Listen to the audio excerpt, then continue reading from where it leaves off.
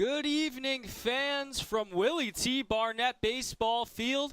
It's Tomstock night. 55 years ago, from Yasgur's Farm in White Lake, New York, hundreds of thousands of groovy folks descended upon a small town in the Catskills and made it their home for one of the most iconic festivals, not just in American history, but in the history of the world. It was a massive, massive festival, crazy weather, crazy folk, and amazing music. Tonight we pay tribute to it 55 years later. Myself, Matt Cabram, will be your pilots for tonight's contest between the Charlottesville Tom Sox and the Covington Lumberjacks. And no, you're not having deja vu, Tom Sox fans. It's the same matchup from the last time the Tom Sox took the diamond, but this time back here at Willie T. Barnett Field.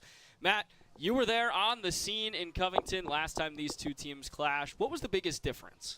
I would say, Dylan, the biggest difference is there was finally a game where, the Tom Sox were on their heels for the whole 9 innings. It wasn't a run rule game. It wasn't a game where they broke it open deep in the end. They had to fight tooth and nail for every single inning. We started off early. We had a 3-0 lead to Tom Sox. And then right then and there, the Lumberjacks did not give up on their home field. They ended up getting to James Hayes, the starter, and ended up tying that game. Tom Sox took an early lead back in the third, only to get re-answered again by the Lumberjacks in that next half inning. 4-4, zeros on the board all the way to the ninth. We had Nick Parham just joining the team not too long ago, pretty sure his 5th or 6th game with the team. Game winner, 2 outs, 2 strikes on the line, 2 guys on, hits a Robeson opposite field hit over the shortstop's head, giving the Tom Sox the victory the other night. And how about some performances the other night? Ryan Wynn, 3 for 4, 3 RBIs, a home run, his first in his collegiate career. All around a great win for the boys. And Daniel Powell came on in to close that game on in the 8th, and he was asked to not only throw 3 outs, he went get 6 outs, and he was in line for the win. So all around, great night the other night for the Tom Sox, and it should be a fun one here again today.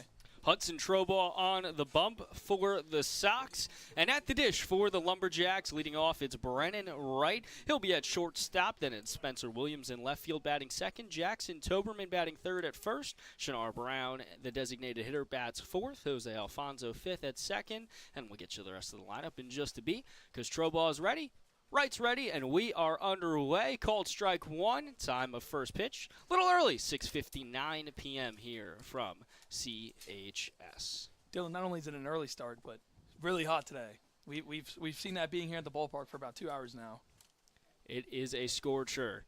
The 0-1 from Trobaugh inside for ball one. So it's Alfonso Marsala in right field. Then Caleb Henry bats 7th in center field. Quentin Jenkins 8th at third. And Nick Past, the catcher, batting 9th. The 1-1 from Trobaugh, fouled off into himself by Wright. We'll go to 1-2 with no outs here in the top of the first. And as we talked about in the intro, Tomstock night. We'll be talking about it throughout the course of the broadcast. Matt and I wearing some tie-dye as well to fit the theme. The 1-2 from Trobaugh in the dirt and outside. Will bounce behind Cale Strickland, who's doing the catching this evening. 4-2. So Wright's worked the count. Now back even. Right from Meridian Community College. Trobaugh looking to bounce back after that last start, Dylan. 10-1 loss against the Turks back at where JMU plays. The 2-2 cut on and tipped by Wright. So rinse and repeat. We'll go again at a 2-2 count. Wright just nabbing a piece of it before Strickland gloved it to stay alive. Trobaugh, the lengthy lefty, winds, fires. This one fouled towards the Tom Sox dugout, bounce off the cage and head towards the pen where one of the arms will come and retrieve it. And staying alive is Wright. Hudson Trobaugh, Dylan. I mean, you just mentioned a tall, lanky lefty. Only 6'3", but he does look bigger when he steps on that mound, the Norfolk, Virginia native. The 2-2. Once again, Wright gets a piece of it to stay alive. And we'll continue to battle in this at-bat. Already working Trobaugh in this first frame here. As Matt's alluded to, it was tough sledding for Trobaugh last time out. In just his second start, would only go 2/3 of an inning. Get touched up a little bit, but Trobaugh looks to bounce back. The 2-2 lined right up to Trobaugh, who gloves it cleanly. What a play from the Old Dominion Monarch, who tosses it over to Sam Mumaw for out number 1. Shows you, Dylan, how calm right now the lefty is on that mound facing his first batter. Saw that ball all the way through to his glove, able to step off the mound and throw very calmly and get that first groovy out of the night. We'll set the defense for you here. Mumaw at first, Gibson at second, Parham at short, Wallace at third. In right field, it's Johnny Lopez. In center, David Wiley. In left, Ryan Wynn. Doing the catching tonight, Cale Strickland, the DH, Tommy Roldan, and Trobaugh, the aforementioned, on the bump, who fires the first offering here to Spencer Williams. It sails high for ball numero uno. Coach Tomlin shaking up that defensive position tonight, Dylan. A lot of guys not usually where they are, but hey, that's all about summer ball, getting your opportunity, getting that number called whenever you do. Mumaw, first time we've seen him play first base for the Sox here at home tonight. 2-0 after the second pitch from Trobaugh to Williams here. Bounces in the dirt. Williams from Carson Newman College is 4 for 23 on the campaign with 2 ribbies and a .355 on-base percentage.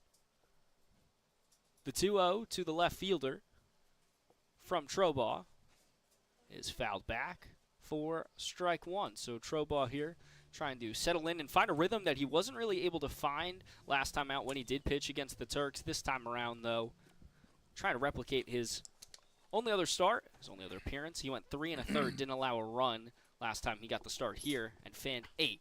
This lined over to second. Gibson, routine play, will field it over to Mumaw, and that's 2 quick outs for Hudson Trobaugh. Ethan Gibson, Dylan. He's here, he's there, he's everywhere. And today, starting at second base, usually at shortstop where he's making those flashy plays, and the guy who likes to get on. I mean, I feel like the team hasn't given out nicknames like that yet, but I feel like he'd be like the Jason Kipnis dirtbag for this team, always flying around the bases. But easy play right there, routine, and 2 outs here for your Tom Sox. Jackson Toberman set to dig in. Carries a .378 average, 3 homers, and a team-leading, by a wide margin, 16 runs driven in. First pitch to him, swing and a miss induced from Trobaugh, go to an 0-1 count. Huge week from Toberman, here in Player of the Week honors. Batting .409 with a homer, 3 doubles, 10 ribbies this past week. Coming into this game, he's hit safely and driven in a run in his last 5 games. Very earned to be one of the VBL Players of the Week, Dylan, especially from the hitting side. But these Lumberjacks are trying to strain together some wins here to erase this 4-game losing streak. Ball 1 from Trobaugh to Toberman. It now goes to 1-2 as that's tipped from Toberman. Trobaugh has looked very calm on this mound, Dylan. Trobaugh trying to settle in here and work out of a frame. The 1-2 with 2 down from Trobaugh to Toberman. Skied, foul, heading towards, well, out of play. It's actually going to bounce off the roof of the batting cages over beyond the Seville dugout. And we'll go again at a 1-2 count with 2 outs, as this would be a huge out to get for Trobaugh against Toberman, who, just alluded to, has been on fire right over these past 6 games or so, and one of the best hitters in the VBL. Check swing from Toberman. They'll say he didn't go around, and it'll go to 2-2. Pitch was outside as well. The outside pitch. Good look there by Trobaugh. He's had the 1-2 count. Can really throw anything he wants there, but now with 2-2. Let's see if he goes right back at the tall first baseman. 2-2, 2 down here in the top of the first, still scoreless. Toberman lined into left, and that's going to drop in for a base hit. So Toberman's hot streak continues, and it's a 2-out single, and the Lumberjacks will have 1 on for the big cleanup man from ULM, Shinar Brown. And you know what it is, Dylan? These 3, 4, 5 hitters the other night were dogs for the Lumberjacks. They were put down first by James Hayes in his first inning against them, but then their second inning, that's when they started causing problems where Hayes started to get a little out of his rhythm, and they were able to tie the game off of him. And these were the guys who sparked their 3, 4, 5 hitters, and here is Brown, who can really hit a ball. Shinar Brown, 9 of 39, but 3 homers. 3 of his 9 hits, a third of his hits have been long balls. 9 runs driven in with a .333 OBP. First pitch to him paints the outside corner, does Trobaugh, and that's a cold strike 1. Talk about tall players, Dylan. Shinar Brown, 6'7", 240. I mean, this guy's a monster on this Lumberjacks team. Runner on first, 2 down. 0-1 pitch to Shinar Brown is low for ball 1, and that's the benefit for a pitcher with a tall batter is the strike zone gets a little bit bigger. But even that one wasn't going to land. It was ankle high. Trobaugh looks to Toberman at first, who was dancing around a little bit there, but lands the outside pitch for strike 2. And now 1-2 count on Shinar Brown. He had Toberman at 1-2 before Toberman would work back into it and line that single over to Ryan Wynn in left. Now Trobaugh trying to work out of the frame. Takes a breath, looks to Toberman, now kicks the leg, fires the 1-2, cut on and miss, strike 3. Hudson Trobaugh works out of the frame with just one runner stranded on the base pass. But it's a scoreless top of the first for the Sox. They're coming to bat. Stick and stay on Tom Sox TV.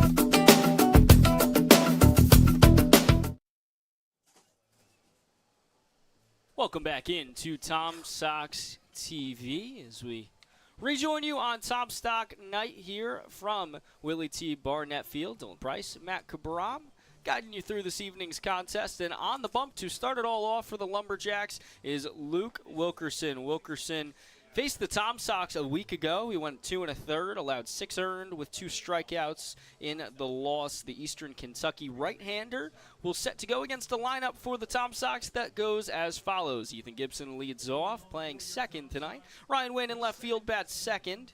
Colby Wallace at third base bats third. Tommy Roldan is the cleanup hitter. Johnny Lopez in right field bats fifth. David Wiley in center batting sixth. Nick Parham at short bats seventh. Cale Strickland doing the catching batting eighth. And Sam Mumaw over at first base will bat ninth. Wilkerson readies. First offering to Gibson is way high for ball number 1. Wilkerson, we mentioned it right here as before this inning started, but he also, Dylan, threw 2 1/3 innings yesterday in the loss against the Cavaliers. Faced 6 batters, gave up 3 runs on 3 hits, and his night was done. So he's got a little bit of a high ERA. Gibson line to the left, and that is going to get in cleanly for a base hit. So anytime he's on the base pass, he's always a threat, and the speedy second baseman will stand at first with no outs here in the bottom of the frame as the Tom Sox looking to mount some offense here after a scoreless first from Hudson Trobaugh. It's what this team has done really good this year, Dylan, is getting on base early in the first inning and also scoring and making the most of it. And Ethan Gibson, we mentioned that last half inning after the play he made. Once this guy gets on, he's lethal. First offering to Win outside for ball number 1. Setting the defense for you quick here. Toberman at first, Alfonso at second. Right at short, Jenkins at third. Past doing the catching. Marcel in right. Henry in center. Williams in left. And Brown the DH with Wilkerson on the bump. After the outside pitch, Wilkerson now checks in on Gibson. Readies and will fire to Win as Gibson faked like he was going to go. Won't as the pitch inside to Win, but gets the inside part of the plate for a called strike 1. That's how these catchers have to adjust with watching Ethan Gibson over there at first, trying to play mind games. See if they were going to try to bite a throw out of the pass back there. 1-1, none out as Win smacks this foul. And we'll now go to a 1-2 count. On deck circle, it's Kelby Wallace from ECU. But for Win, 7-29 since joining the Sox about a week and a half ago. Has a homer, which he put forth against the Lumberjacks, well, on Sunday. It's a big ballpark over there, Dylan, over at Casey Field, and he let that one fly. The center fielder just had his back turned, and we all knew that one was gone. The 1-2 inside just near the handle for Wynn. He pulls back. Won't get clipped, but that'll go through as a ball 2. So 2-2, no down, and 1 on first for the Sox here in the bottom of the first. Wilkerson checks in on Gibson. Takes a deep breath. Readies, fires. That one is going to plunk Wynn. So after the first one went inside, now second pitch there will get Wynn. So Wynn heads to first, Gibson to second, and going to allude to it here, Matt, but these are the 2 fastest guys, I think it's safe to say, on this Tom Sox team. If there was ever a time for a double steal, could be Sox early here. And we had a double steal the other night before that game-winning hit by Nick Parham. It was Johnny Lopez and David Wiley getting those key stolen bases, and both of them scored on that Nick Parham game winners. And this one is going to hit Wallace straight on the helmet. He pops right back up. Well, just shake it off and head to first. So Wilkerson on 2 pitches has hit back-to-back batters, and now Tommy Roldan, tonight's designated hitter and cleanup hitter, will get set for the bases loaded with no outs. And this is a prime opportunity for the Sox that has developed in just a few pitches here. And this is the last guy Wilkerson kind of wants to see with the bases loaded right now, hitting .244, 10 RBIs. He's been on base so many times, Dylan. 13 runs, 10 hits. Has some doubles, has some triples. So this definitely a threat, which is why Coach Randy Tomlin has found someone who can, play anywhere, also pitch too, and, also bat in the 4 spot. First offering to Roldan. Right down the middle, but in the dirt for ball 1. Gibson jumped off.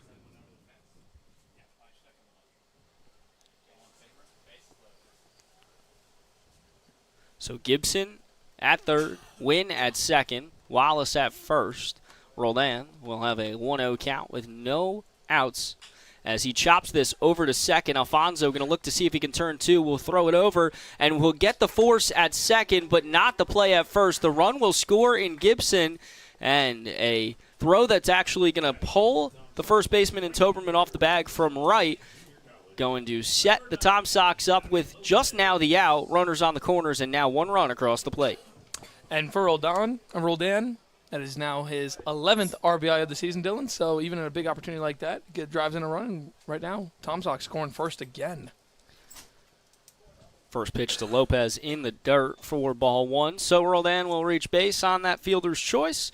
The run will cross, and now Wynn heads to third. Wallace out at second.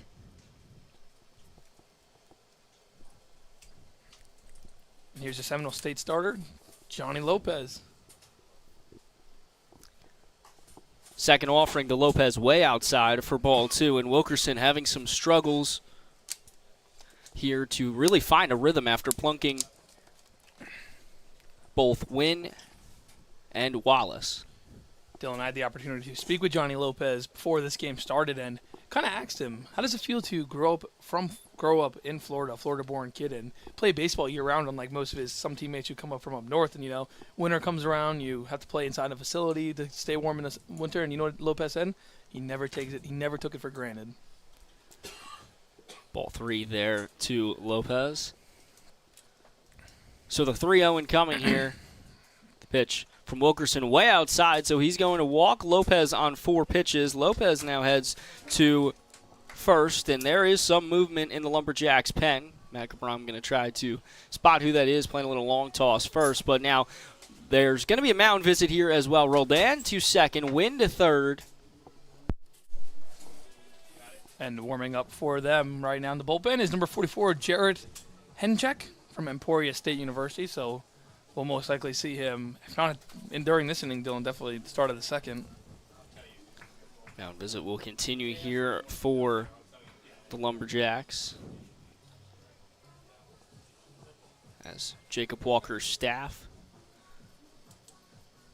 talking to Wilkerson, trying to settle him back in here after hitting 2 batters, walking 1, and allowing a base hit. Only out thus far was that fielder's choice to Roldan, and just a second ago the bases were loaded. Now they will be yet again here for David Wiley from Wofford. David Wiley, this will be just his 7th game. He has 4 runs driven in, and he's 6 of 22. Small sample size for Wofford's best in Wiley. But now looking to drive his teammate and win home. and, well, his Tom Sox teammates in Roldan and Lopez. First pitch to him, right down the middle for strike one. And Dylan, the last time we were here at Willie T. Barnett Field at Charlottesville High School, David Wiley did put one out over that left center field wall for his first of the summer. Had a huge spark in that win over the Generals. The 0-1 to Wiley is going to hit Wiley. Third hit batter of the frame for Wilkerson. Another run going to cross the plate for the Sox. That's their second. And Wilkerson having some significant control issues here. Base is going to be loaded yet again. And now for Nick Parham, who was crucial in the victory on Sunday. And now here going to try to get this Tom Sox lead that's now at 2. A little bit more expanded with just an out here in the bottom of the first. You would say he was the hero the other night, Dylan, in that top of the ninth we mentioned earlier. 2 strikes, 2 outs, 2 guys on, and he slapped one the other way, the opposite field for the game winner. Spoke with him in the post game, and I said, was that your welcome to Charlottesville moment? And he said, absolutely. First pitch to Parham, incoming here from Wilkerson. And now you got to wonder if they ramp up things in the pen for the Lumberjacks with Wilkerson really struggling. First pitch to Parham outside for ball number 1. 1-0, 1 out. And now base is loaded with Wiley, Lopez, and Roldan, 2 of which reaching on a walk and a hit by pitch. Next offering to Parham outside. So now that's 3 batters this frame hit by a pitch, 1 walked, a single, and a fielder's choice. It has been tough sledding in the onset here for Wilkerson, but can still work out of it, has the out. The 2-0 to Parham in the dirt for ball 3, and now you have to imagine Wilkerson's going to try to just throw it over the heart of the plate, get that get-me-over pitch. Parham knows it's coming because there's no place to put him. I was going to say, Dylan, 2-0, bases loaded, 1 out the way he's been throwing. Do you get the green light here? I think the green light might have been on since Roldan was at the dish. 3-0 to Parham. Outside, can't hit the get-me-over pitch, so he's going to walk in another one. Roldan will cross the dish. Lopez to third, Wiley to second, and now Parham heads to first. And now Cale Strickland, the 8th batter to step to the dish for the Tom Sox just here in the first inning, and they lead 3-0. And it's desperation mode right now, Dylan. I mean, all these hit-by pitches, all these walks. The only thing you cannot defend in baseball is a walk. That goes the same way with it as a hit-by pitch, and 3-0, they're already in a deficit. So the 5-8 Lumberjacks need to get some momentum here, and it's got to start here on the mound with their starters. Strickland 7 of 30, first pitch to him, called strike 1. 6 runs driven in with a .489 on base percentage, one of the best marks on the Sox. Bases remaining loaded.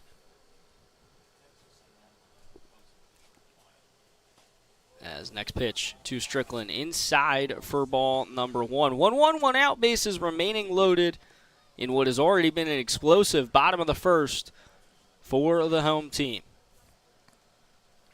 Strickland readies.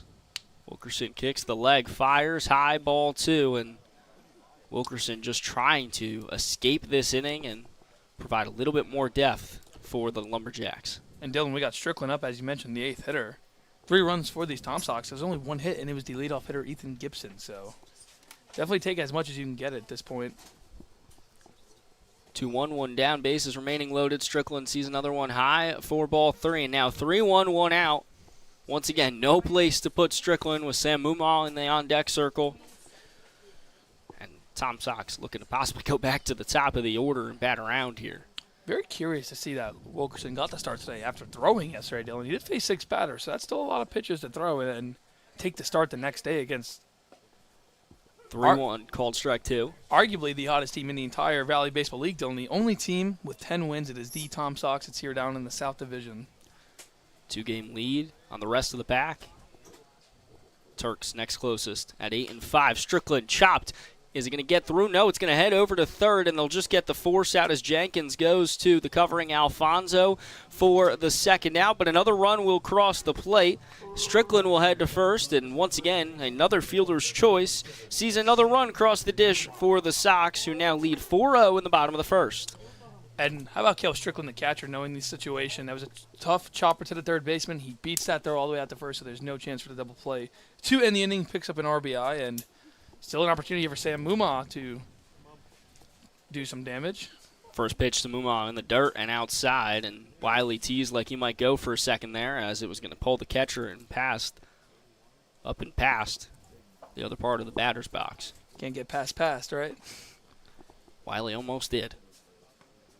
It's a good play on words there for a catcher. Make sure there's no passed balls for passed. The 1-0, 2 down, and that'll be a called strike right down the heart of the plate. Imagine this would probably be it from Wilkerson either way at the end of this inning. But all things considered, with the amount of times bases have been loaded, he's trying to work out of this jam as that sails over the head of Mumaw. Nearly would have hit him. Mumaw ducks down. And it'll go to a 2-1 count with 2 down and 2 on. Ethan Gibson, who singled to start this entire scoring spree off, stands in the on-deck circle. And it would be back to the top of the order if Wilkerson can't retire Mumaw. But for now, he's working on the Florida Gator. Mumaw chopped to third. Jenkins tossed over to first, and Lumberjacks work out of the frame. 4 runs across the plate on 1 hit, no errors, and 2 left on base. Tom Sox vault out to a 4-0 lead. We take you to the top of the second. Hang with us on Tom Sox TV.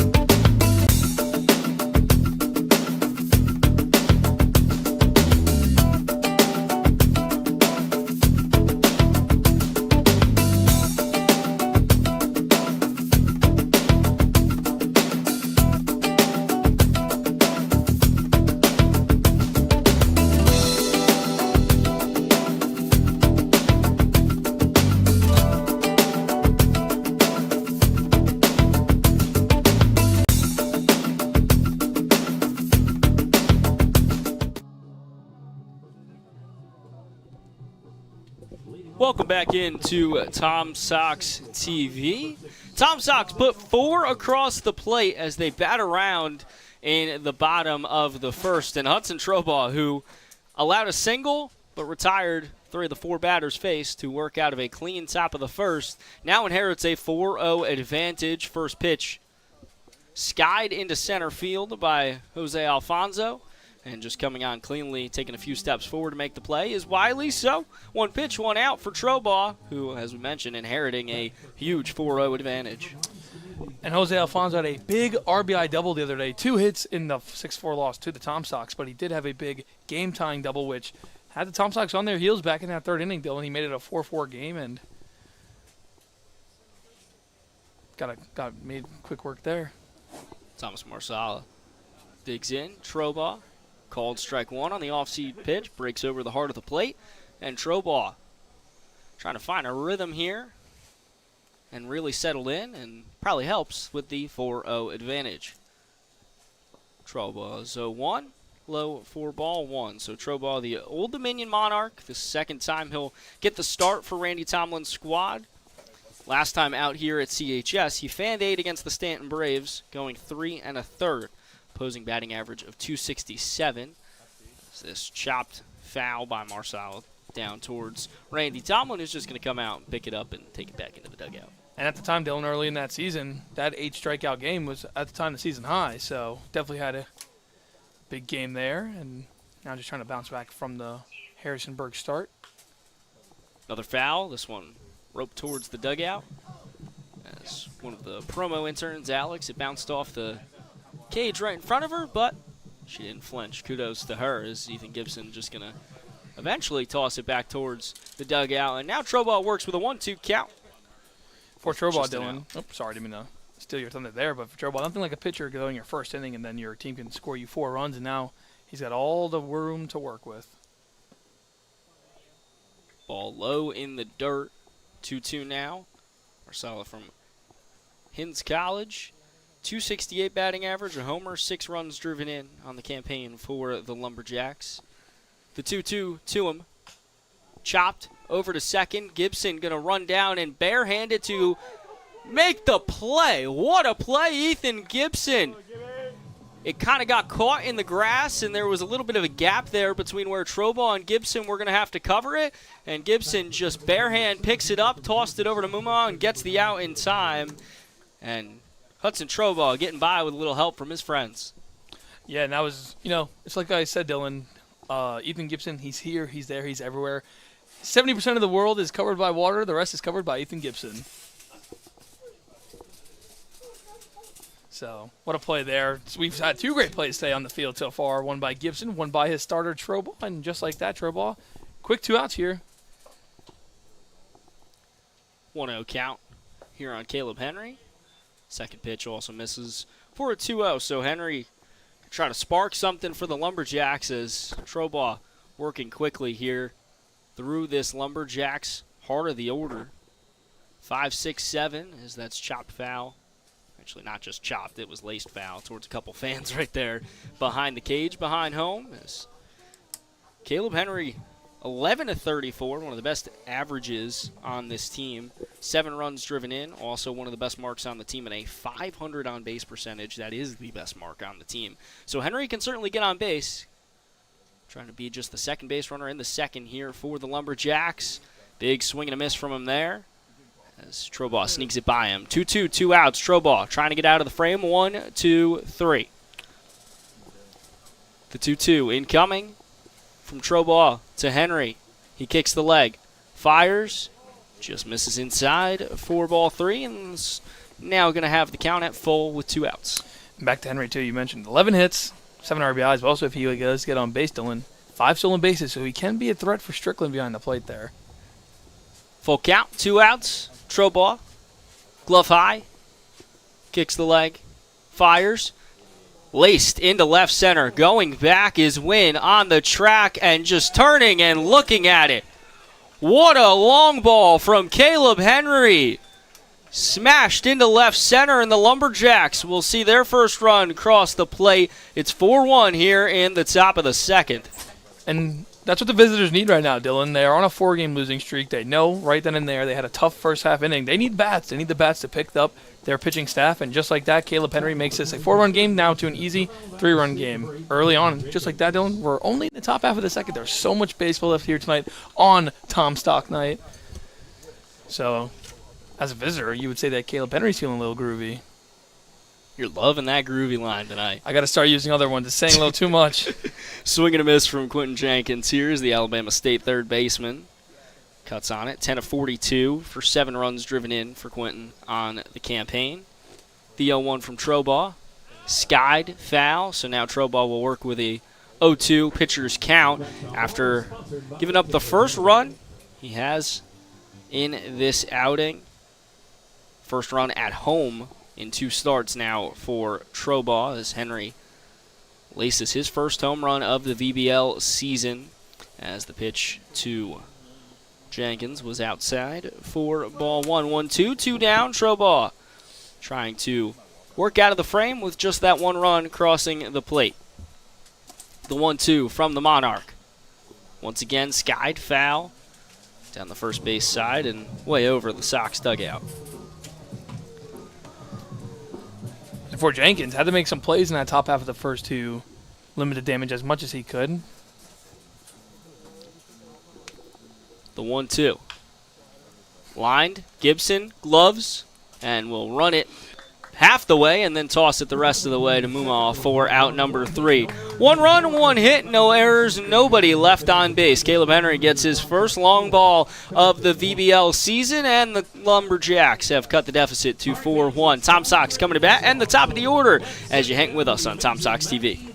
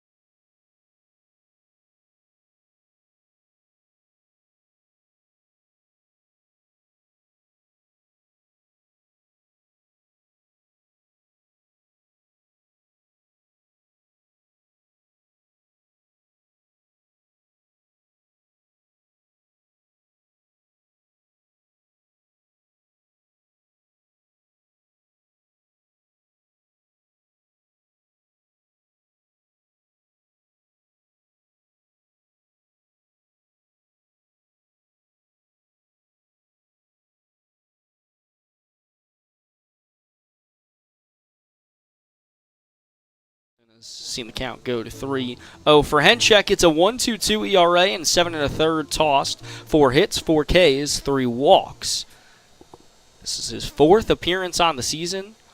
One of the 3 best ERAs for the Lumberjacks. We'll just take the ball and try to ride from here for the Lumberjacks after the 4-run bottom of the first. Dropped 12-2 to Culpeper in Culpeper last night. So had some trouble with the runs as the 5th offering to Gibson inside a 4-4. So Gibson in 2 plate appearances has reached base as he works a walk, and Ryan Wynn will dig in after being hit by a pitch his first time up. He was one of the 4 that came around the score alongside Gibson. And here's a, big opportunity here for Wynn. Another runner on base. Just been hitting the ball really good recently. Got hit up and in that last at-bat, and he'll try to change the narrative here against Henchek. First pitch to Wynn in the dirt. Ball 1.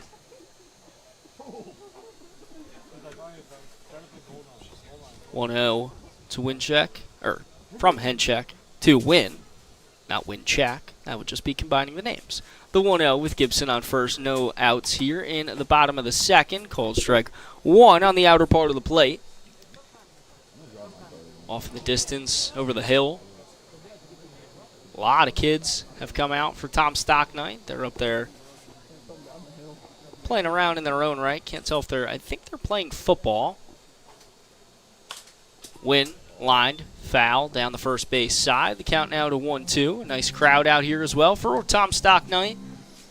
As Tom Stock's throwing it back to 69. 55 years since Woodstock descended upon White Lake, New York. Ethan Gibson on first. No outs. 1-2 to Ryan Wynn from Wofford. Coming from Henchek. Wynn lined into right field. That's going to drop down for a base hit. Here goes Gibson, who takes the turn from second, and he will get into third cleanly. Standing up, and Ryan Wynn with a base hit. Now has runners on the corners for Colby Wallace. That was a sweet swing to the opposite side for Mr. Wynn. Puts Gibson now on third. Huge scoring opportunity for the Tom Sox. Now it'll be up to Colby Wallace to try to do his job to bring guys in and move them over.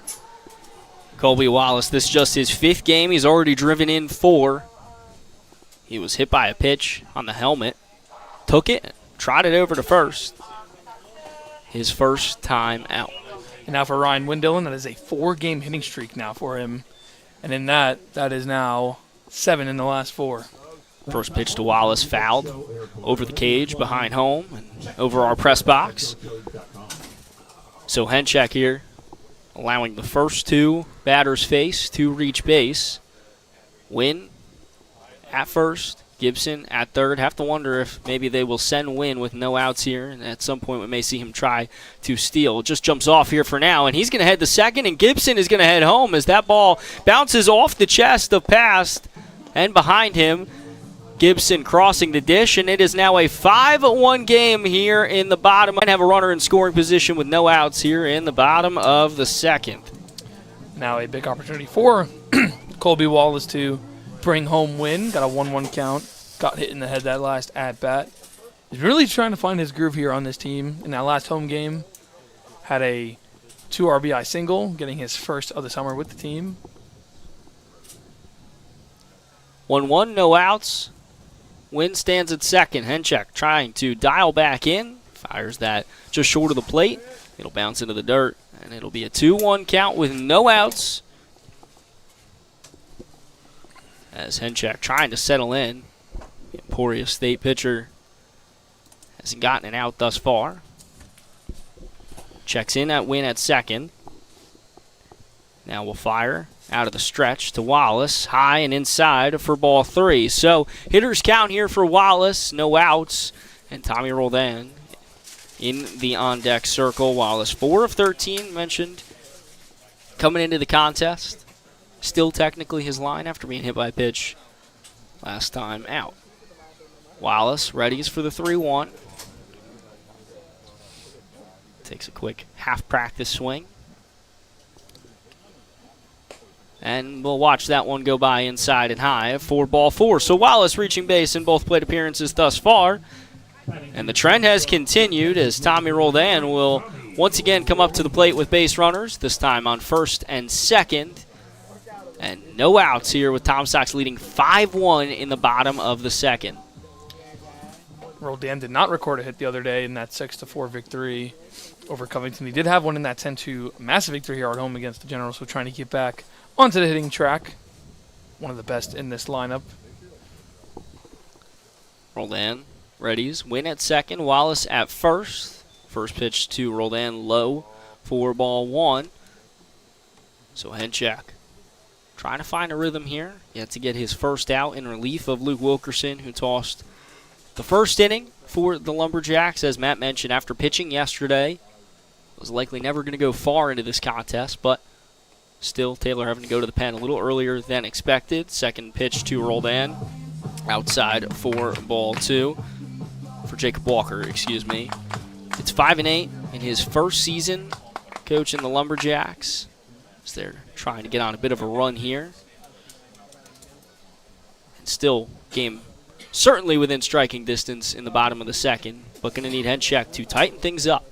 The 2-0 to Roldan. Roldan sliced in the right field. That's going to drop down. Wynn getting the go sign. He is turning, and he is scoring as the throw was over to third, though, and Wallace is going to get tagged out as Wallace got a little too overeager. Tagged out at third for the first out, but Tommy Roldan an RBI as he drives home Ryan Wynn to make it a 6-1 ball game here in the bottom of the second. And that is Roldan's second RBI of the night, bringing his season total to now 12 on the year.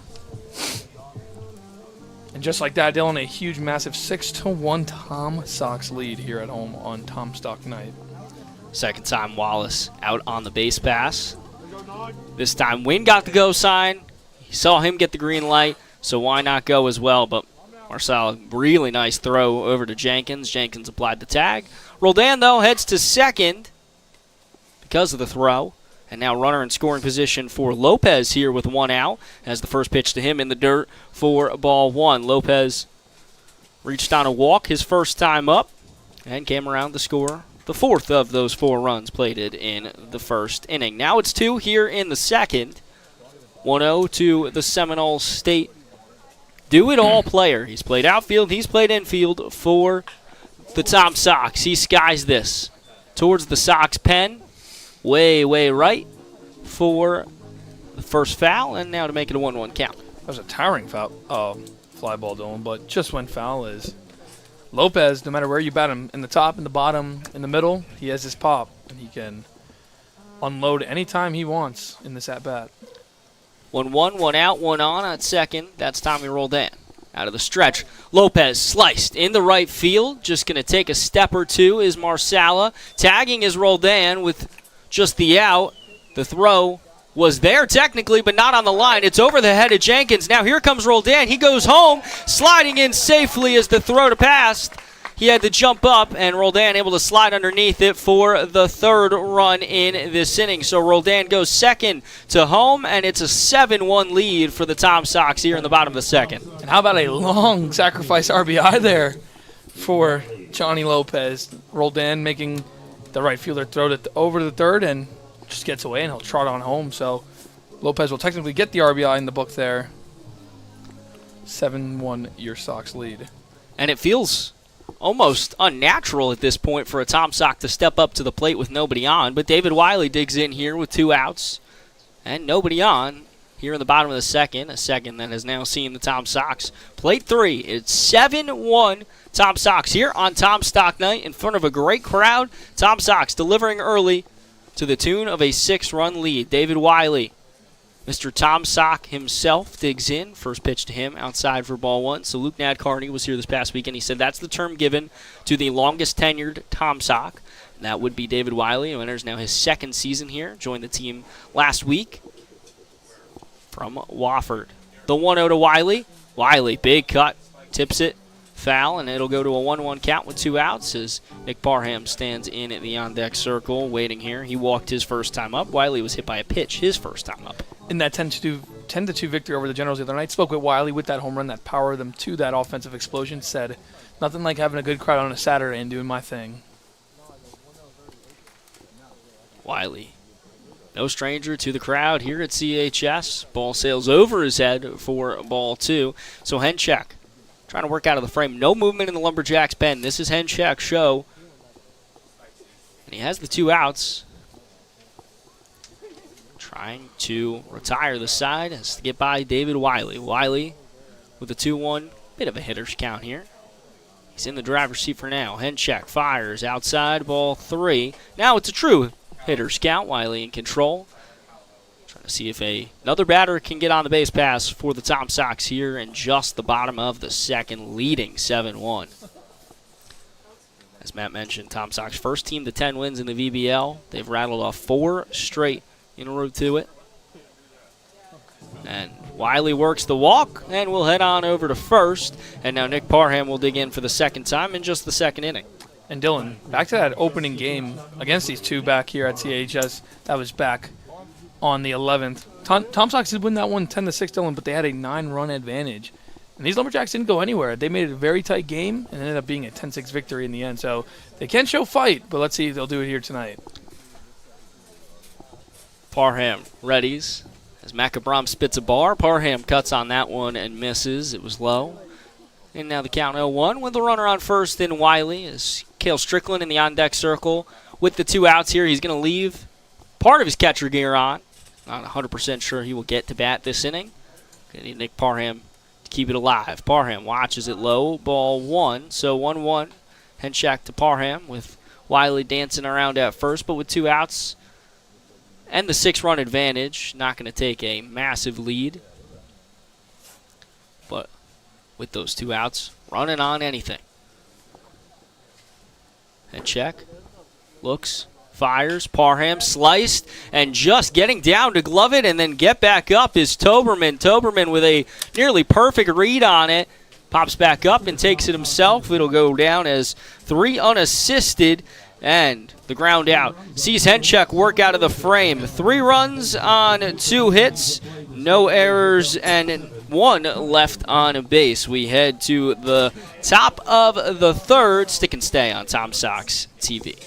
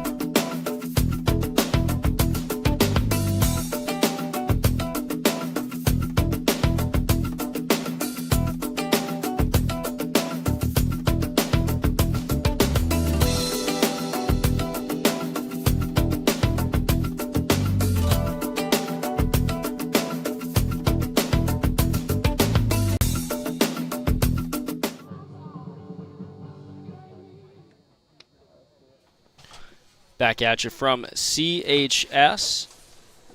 Tom Sox leads 7-1, commanding lead as we enter into the top of the third. Dylan Price, Matt Cabram. First pitch called strike number 1 here as we head to the bottom of the order. Nick Past digs in, the catcher for the Lumberjacks. It was another big inning from the Sox. Second pitch from Trobaugh, called ball 1.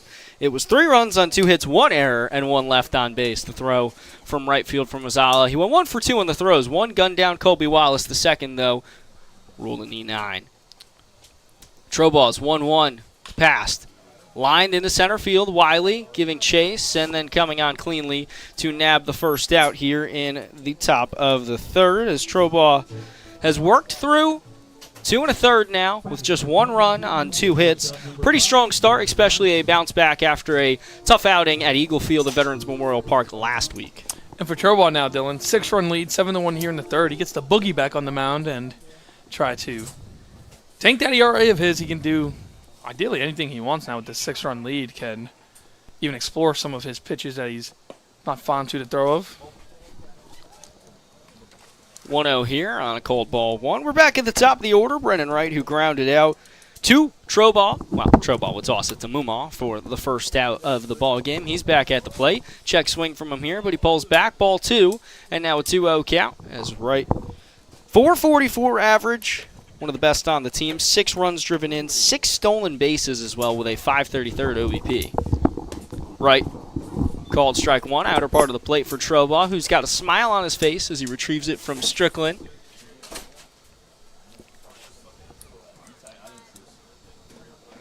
The 2-1. Incoming to Wright. Called strike 2, breaks over the heart of the plate, and now Troball has even the count at 2 apiece with an out.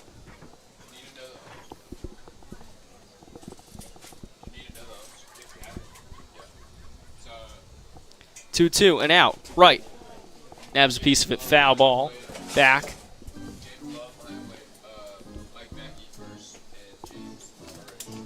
2-2 and out as Brennan Wright gets ready to dig back in. Strickland with the face mask off. Was talking to our home plate umpire tonight. That's James Love, Mike Mackey at first, and Jerry Baresh at third. We usually have the same umpiring crew here, Dylan. Usually with this team. If it's not one of these guys, it's Casey Hayden, who's usually here. Troball retires right. Swing and a miss, strike 3. Hudson Troball, second one down of the night by way of strike, sent second out here in the top of the third. And that's a big out here, regardless of the 6-run lead. Wright's their best hitter average-wise, 444 coming into this game. So if you can make quick work of him with that 6-run advantage, you're going to be chilling for us this night. And here's Spencer Williams, who was there leadoff hitter the other night, who had himself a night on the road at Covington. 4 for 23, that is, on the season for Williams. Low 4-1 coming to this. Grounded out Ethan Gibson to a routine play for the second out in the first frame.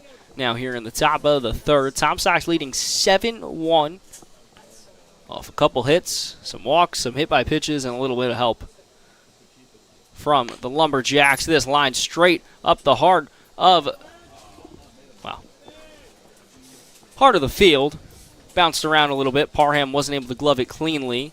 And reaching base is Williams. Thought it was just going to slide right into the outfield, right over the heart of the diamond, but it did take a bit of an odd bounce to Parham. Tough play for him to read, and now Lumberjacks getting a runner on, just their third of the contest. Definitely a tough play. Dylan went off the top of the mound, changes direction. I mean, very curious to see how they'll score that one because of the direction it turned. We'll go E6 here. He still had a chance to field it cleanly. He read it right, just bouncing it off his chest, and just like that, and a base runner here for the Lumberjacks. Williams dances around, skied into left, Wynn drops back a little bit and gets underneath it as Toberman flies out to end the inning. So no runs, no hits, 1 error, and 1 stranded on the base pass. Lumberjacks trail 7-1. Tom Sox going to look to build upon the lead. Hang with us, because why wouldn't you, on Tom Sox TV.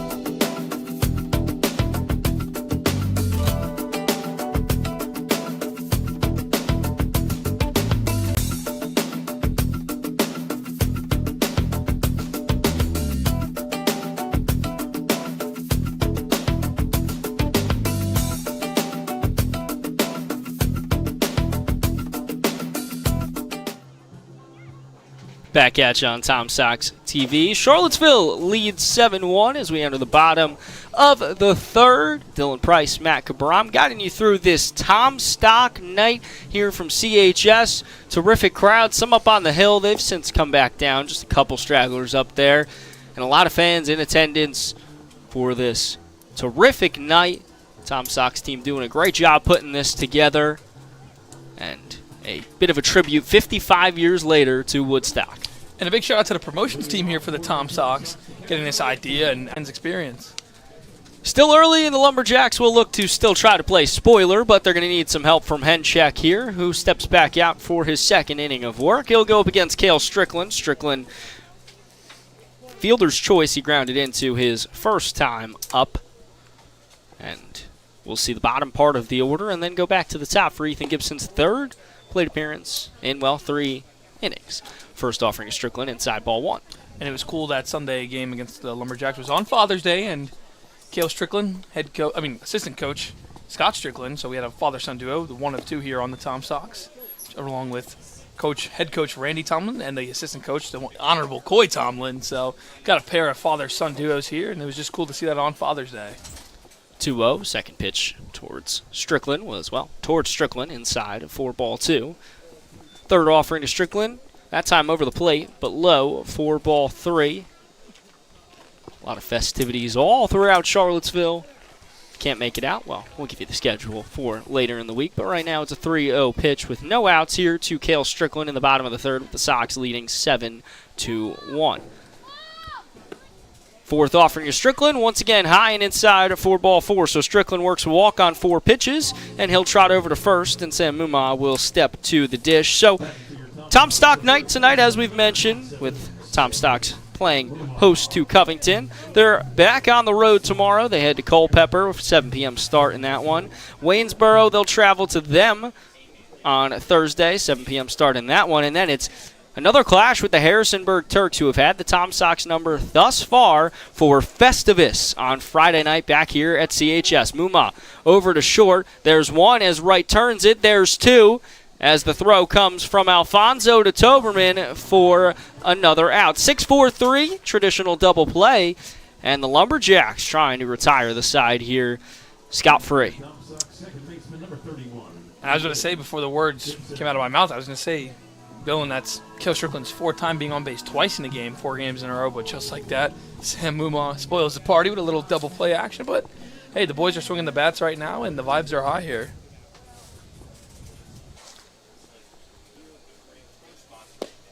First pitch to Ethan Gibson outside, ball 1, 1-0, or called strike 1, excuse me.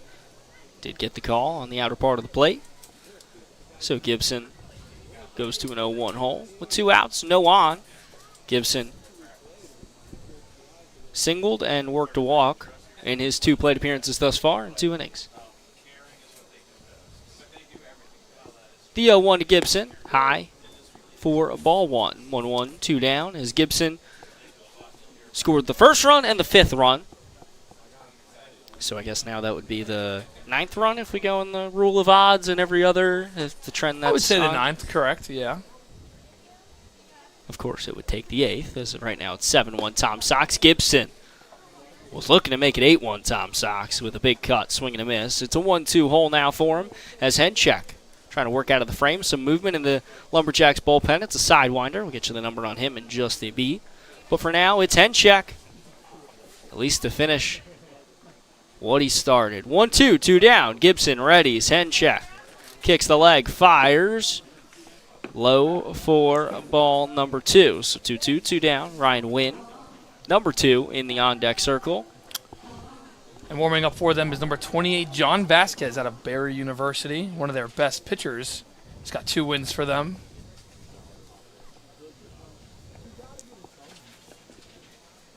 The 2-2. Call strike 3. A bit of a awkward call, to say the very least. No oomph really there from James Love, but it is a called strike 3 as Henchek works out of the frame with a double play and a strikeout to retire the side for his first scoreless inning of work thus far And first for the Lumberjacks, we go to the top of the 4th. Stick and stay with us on Tom Sox TV. Tom Sox lead 7-1 here from CHS. Since 2005.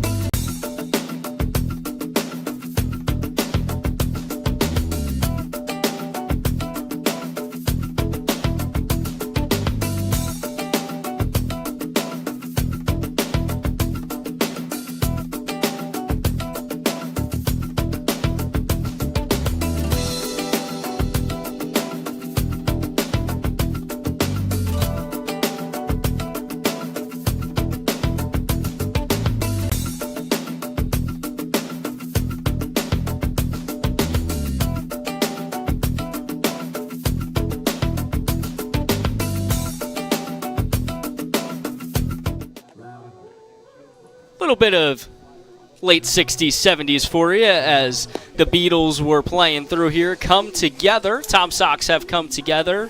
Well, the Beatles, though, did not go to Woodstock. They were actually an omission from that 1969 music festival.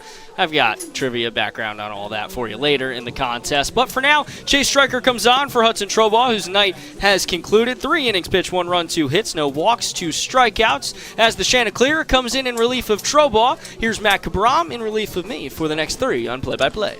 Great wordplay there, Dylan. Chase Stryker coming in here, his 3rd appearance of the year.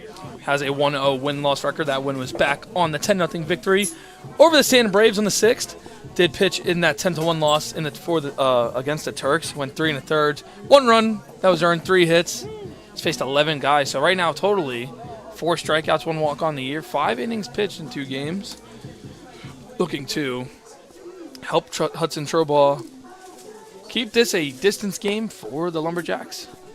Kale Strickland will throw it down as we're just getting ready, set to go for this 4th inning here on Tom Stock Night, as Dylan and I alluded to a lot of times in this broadcast. And right now, we can set it back 55 years. We still have the same Tom Sox. Dominant right now, 7-1 they lead. The only team in the league with 10 victories. 2-game advantage in the standings in the South. A striker set to face Shinar Brown. His first pitch. With the breaking balls in there, called strike 1 by the home plate umpire in James Love. The next pitch, just outside, tried to do it again, but Shinar Brown did not bite on that one. Brown had a massive double in that 6-4 victory the other night, and had a questionable double as Randy Tomlin came out to argue a bit if his feet were in the batter's box. A lot of Tom Sox fans thought that Coach Tomlin was going to get run from that game, but the home plate umpire handled the situation very well with Coach Tomlin. Now the 1-2 pitch from Stryker. It's going to be a ground ball, and it's under the glove of Mumaz. That's going to be a batter on here for the Lumberjacks. We'll see what they... That's going to be an error on Mumaz. It's going to be a E4 in the book. And just like that, Brown is their first base runner in this inning. As now he's set to face Jose Alfonso. Alfonso was everywhere in that game the other night. Back in Covington on Sunday. Stryker's first pitch to him is low and away, ball 1. James no love with that call. Stryker looks into Strickland. Brown over on first. He'll take a quick glance, and here is the windup and stretch. It's going to be fouled off and away from Alfonso, headed towards the fence where you can get your timeless tie-dye t-shirts if you're in the crowd. Time Sox fans, get your face painted, some tattoos to match the theme all the way back from 1969. The 1-1 from Stryker. Sets and delivers. The outside, ball 2, 2-1 count.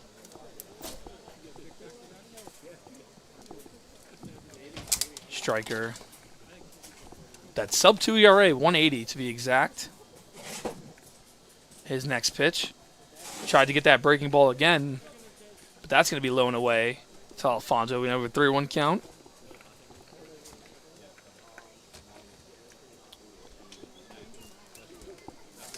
As Dylan mentioned earlier before we took a quick break, Turbo ball, 3 innings pitched, 2 hits, only 1 earned run. No walks, though, and there will be a walk to striker on Alfonso. So now the first 2 guys will be on for the Lumberjacks. So, Dylan, don't go anywhere yet. Lumberjacks are making this inning a little interesting for themselves. It's going to be Marsala coming back up to the plate as Strickland goes out to talk to striker after suffering the first 2 runners to be on base, but that first one was not his fault. So that one got under the glove of Sam Muma. But just like that, 2 runners on for the Lumberjacks.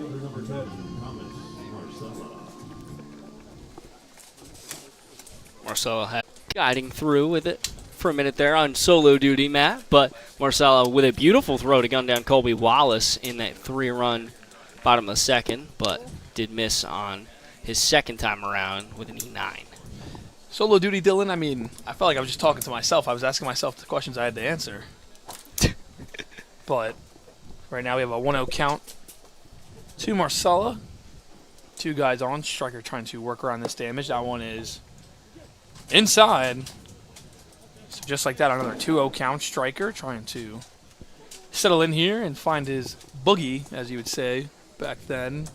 I used that word for turbo ball, but now Striker needs to find one here. 2-0 count.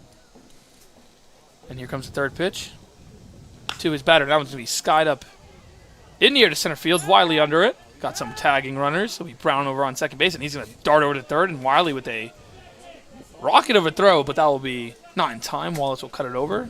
They're going to appeal over to second. But the second base umpire said that he did not leave early. So that'll be, it's going to bring up Jenkins again.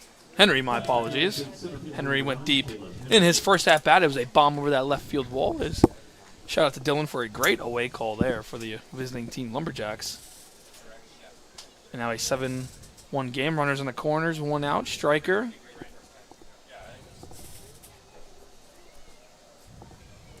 His first pitch to Henry is outside as Striker's been trying to attack that outside zone for these right hitters. Just haven't found that spot yet from Strickland.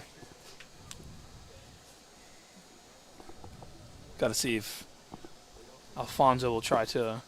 That one is called a strike there by Love, the home plate umpire. Alfonso with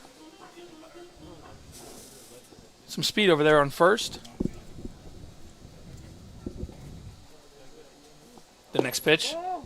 And it was snapped over to first from Strickland, but that's not going to be in time. That one was a ball called by the umpire, 2-1. Alfonso does have a stolen base on the year, so he can run. Scored 11 times this year as well for the Lumberjacks. 2-1 pitch. Alfonso baited the throw. That one's going to be fouled up and away over everyone's head, headed to the first base side bleachers as it just bounced off of there, if you just heard that from the feedback at home. 2-2 count now to Henry. Brown on third. Alfonso on first. 2-2, 1 out. Striker sets the deal. Swing and a miss, strike 3. Striker's first strikeout of the night. Now 2 outs with runners on, and here comes Jenkins again. Jenkins grounded out to Ethan Gibson his last time up. It was that barehanded play he made. Hopefully that will be on ESPN's top 10 tonight. And his first pitch is going to be grounded, just foul. Brown had the duck over there over at third.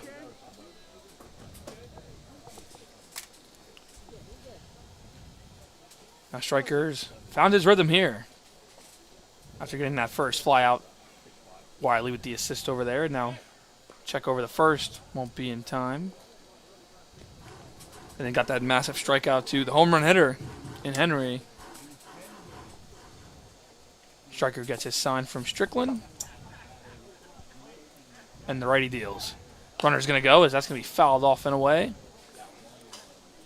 And for Striker the pitcher, an 0-2 count with 2 outs.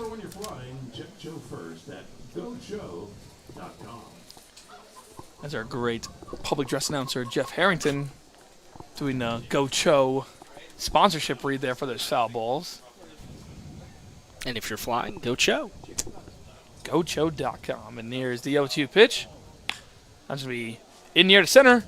Wiley under it, squeezes it away, and that's going to be the third out of the inning. So Lumberjacks make some noise. No hits, no errors. That's 7-1 your Tom Sox lead after 4 innings on the defense side, but we'll be taking a break here. We'll be right back after the break.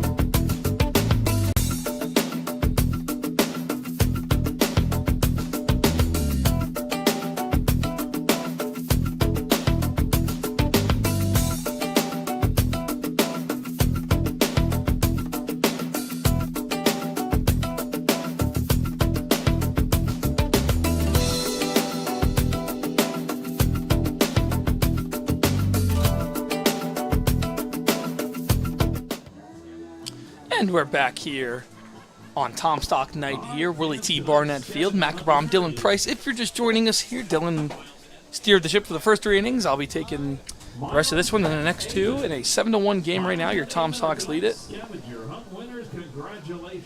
And for the Lumberjacks, Jared Henchek will get another inning of work here in the 4th, his 3rd total. Well, would be his 3rd total if he can complete this inning. And it will be Ryan Wynn up at the plate. Dylan, what has Ryan done for us today?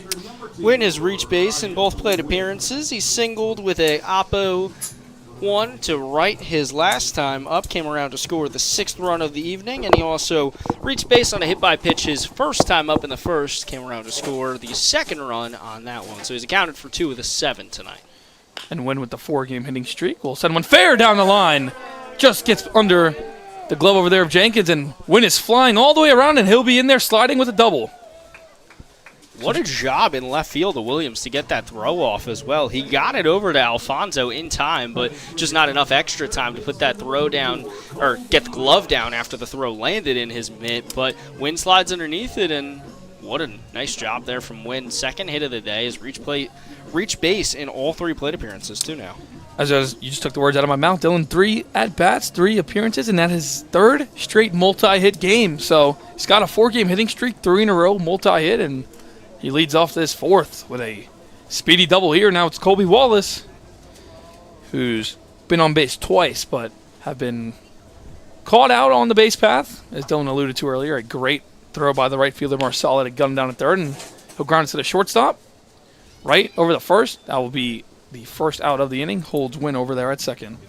And that just bounced almost perfectly. We mentioned earlier how Parham had a tough bounce over there at short. It looked like it was just going to go up the heart of the diamond, right up the gut for a base hit. But instead, this time around now, heads to short on a really nice bounce.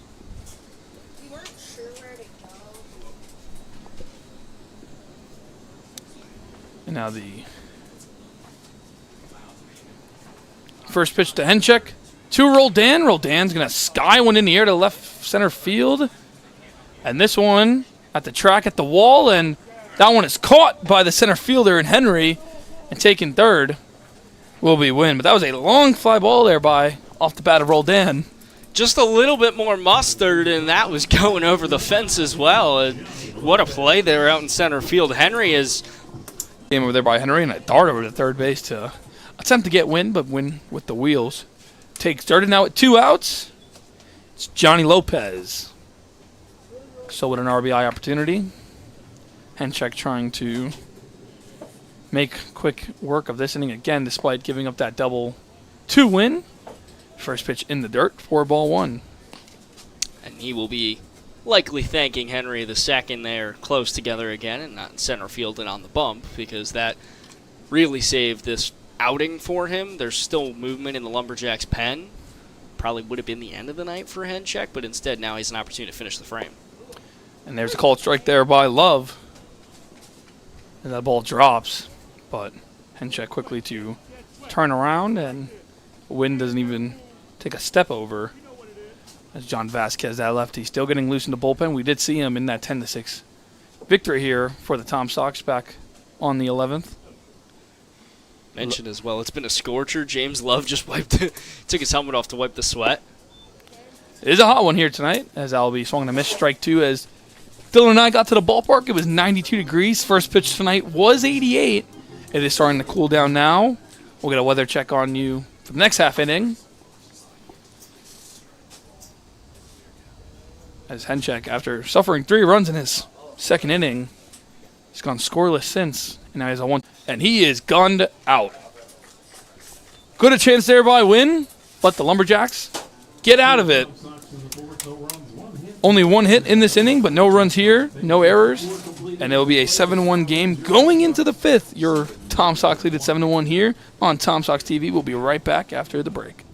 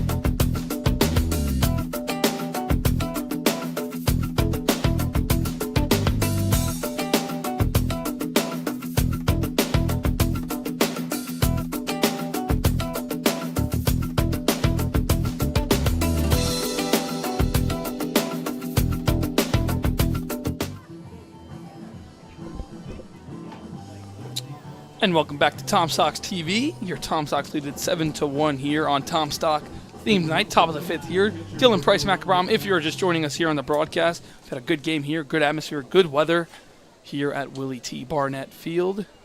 Chase Stryker back on for his second inning of work. In that first inning, he got his first strike out of the night. Did walk a guy. There was an error suffered. But no runs scored in that top half of the 4th. And for that bottom half of the 4th, Ryan Wynn does go down for that 3rd out as a caught stealing behind the plate. And here we are, 7-1 game. Leading it off is the catcher Past. As right now, Coach Tomlin and home plate umpire James Love in a bit of a discussion right now. Don't know what they are talking about right now. And Stryker will still continue to warm up. Conversation is kind of, I believe, centered around the bullpen in left. That's where the visitors' bullpen is centered. And I believe either there was a comment made from Tomlin or whatever it was that they were too far over. And he addressed it with the Lumberjacks. Not 100% sure what that was all about, but it was centered around the Lumberjacks' pen. As that first pitch was up and into past the catcher. Stryker's next pitch to 1-0. Down in the way. 2-0 now. Show Dylan it is Tom Stock Theme. I mean, you are donning the tie-dye shirts.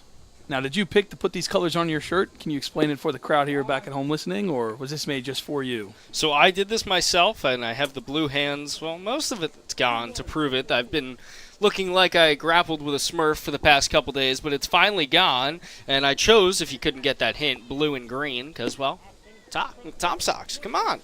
Attaboy, gotta love it. So if you were to make that shirt again, would you continue those same colors, or would you do something else? I think I would. Corbin Lathrop and I were talking about it. Him and I both took part in tie-dyeing these ourselves, pretty happy with how it turned out on my end, and Corbin's looks awesome as well. So I think I would do the same. I'm not a big flashy. I like blue and green. Those are my 2 favorite colors, so it was perfect. I might actually wear this shirt out. Gotta love that for you. And a champion theme, too. Oh, come on. And now here comes the 3-2 from Striker to pass.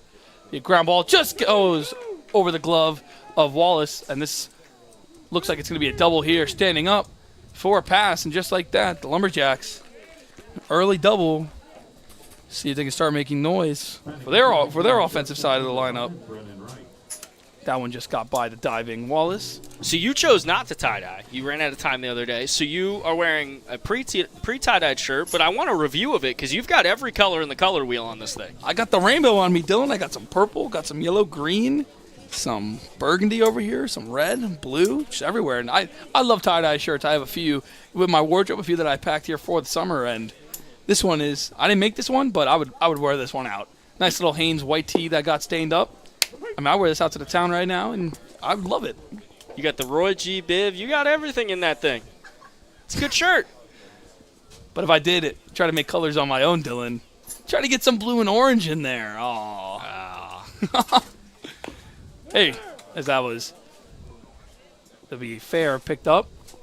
Ground out there for right for the first out. Pass advances to third, and just like that, Striker again one out, but a runner creeping over there on third, and Dylan going back to that blue and orange comment. Hey, ever since for the Mets, Grimace threw out that first pitch, 6-0. Game and a half outside of that wild card spot. So umpires having a conversation here. I think they're debating whether or not that did go foul or stayed fair, as there's also a conversation between our first baseman, Sam Muma, and so they are calling that was an out. And I'll go back to that as well because obviously you and I out here, New Yorkers from Virginia, but I have got to say I've been listening to a lot of WFAN because I want to feel at home out here, and I believe the conversation was between Licata and Tiki yesterday, but it was about, did Grimace start the win streak for the Mets? Did he revamp the Mets season? Who knows? I mean, still a lot of baseball left to play. We're not even at the All-Star break yet. We're still in June, but the summer days are coming. The first pitch to Williams is swung on a missed strike one. Back to that play earlier for Wright. I mean, there was an argument there. It did look like it did hit him in the box, but the umpires deemed that it did not. So, one out now, Striker, runner on third, the 0-1 pitch to Williams, who was a bit of a threat the other night on that Sunday Father's Day match in Covington. I will say, though, Dylan, these Lumberjacks got to have some of the best unis in the league here. The powder blue, how do you feel about it up and down? I really do like these. A little bit of a reminiscent of the Philly powder blues, as Mike Bolger looks on as a resident Philly fan in the booth. Yeah, a lot of good powder blues in the major leagues. Got the Phillies, the Cardinals, the Phil's Royals. Got the best, I think. I got to be honest. With the red, yes. But then the two blue teams, the Royals and the Blue Jays. Who do you think dawns at the best, though? I think the Royals did wear it first, so I'm going to go with them. But the Blue Jays back in the 90s, they did rep those powder blues, the Joe Carter days. Touch 'em all, Joe. I think I'll go Blue Jays, honestly. I got to lean with them, even though they're the AL East rivals. I respect it. Williams with a soft tapper over to left field. That's going to be just foul. Almost landed right on that line, just about 3 inches away from it. But the umpires did already throw up his hands. It'll be a foul ball and a 1-2 count coming back to Williams. Striker gets a chance to do it again. Toberman up on deck. As he'll hand him his bat, pick up his teammate. So that was a really weird foul ball there, just to go back to that. That tracked way more than I thought it was going to. I kind of figured it would drop down before the visiting pen, but that went nearly to the fence. I mean, if that was straightened out, that would have been extra bases in a big way for Williams, and a little bit of a slap piece of hitting there from him. And the next pitch to Williams is just inside. Almost caught that inside part of the plate. And for Spencer Williams, that ball does get down. He can fly around these bases.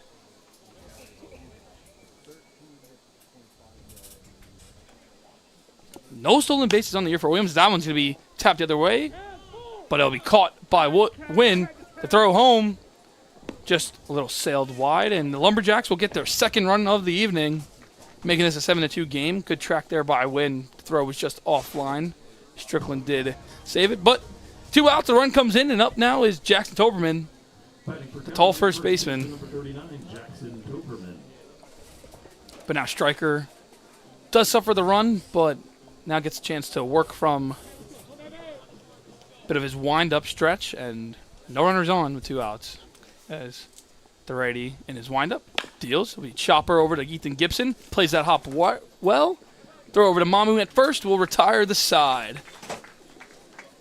Lumberjacks, 1 hit, 1 run. They make it a 7-2 game, no errors, and no one left on base. But it'll be a 7-2 game here from Charlottesville High School. We'll be right back here on Tom Sox TV after the break.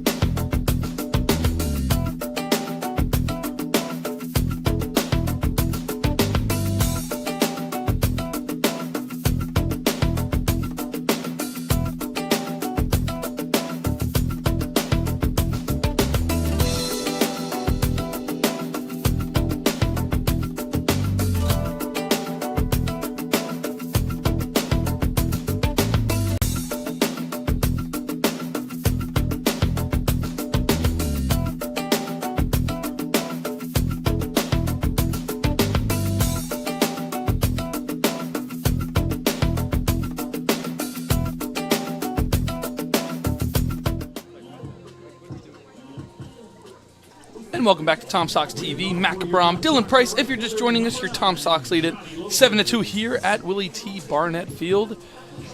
And now Johnny Lopez will be up again. He saw his teammate Ryan Wynn get tagged out to end the at-bat that last half of the 4th. Had his bat in his hand watching that final out, so Lopez will get to do it again. First pitch to him is just inside.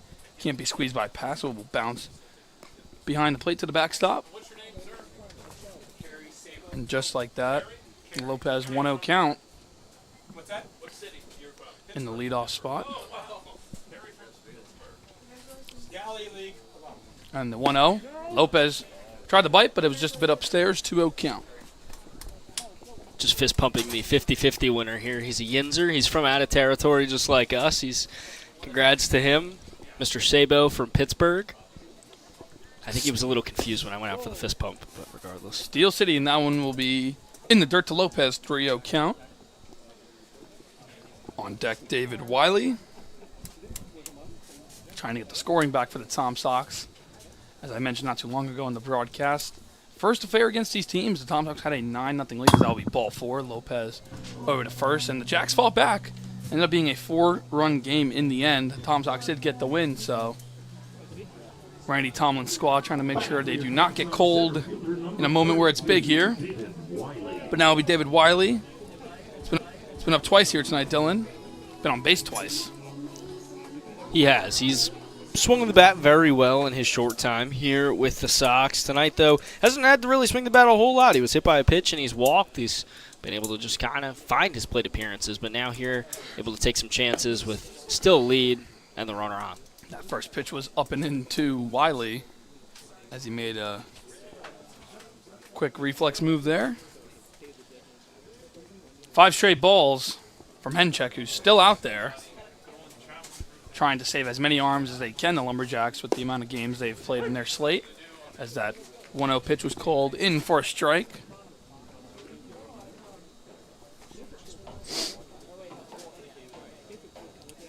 Lopez over at first doing some dancing.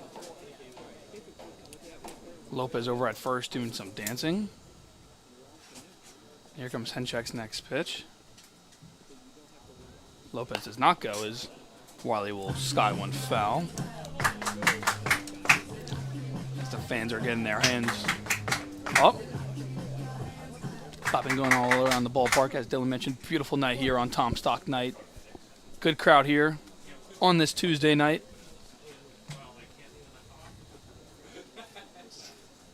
And the 1-2 pitch in the dirt to Wiley.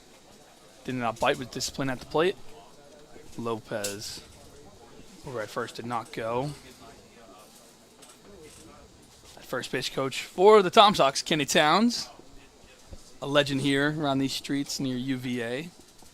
Played here, won the national championship with that 2015 squad.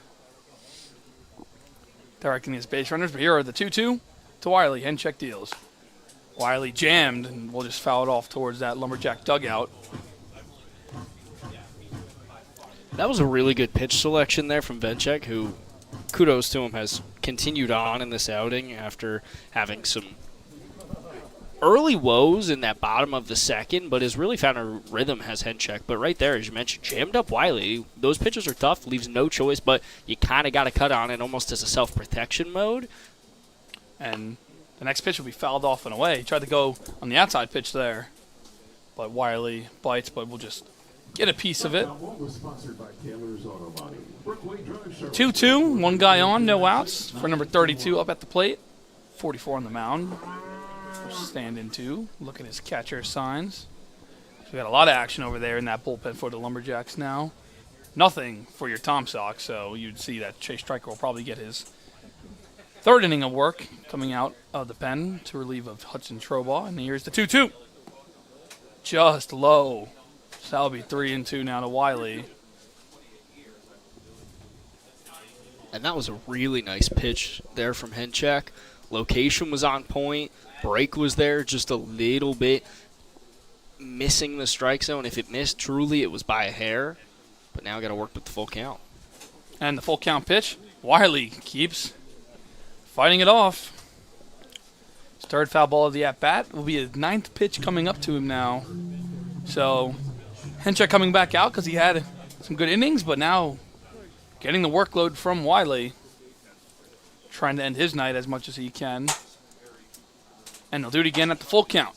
Henchek deals. The runner goes Lopez. This one's going to be skied in the air to center. Lopez is going to go halfway. Henry under it. Squeezes it for the first out. And Lopez will track on down back to first.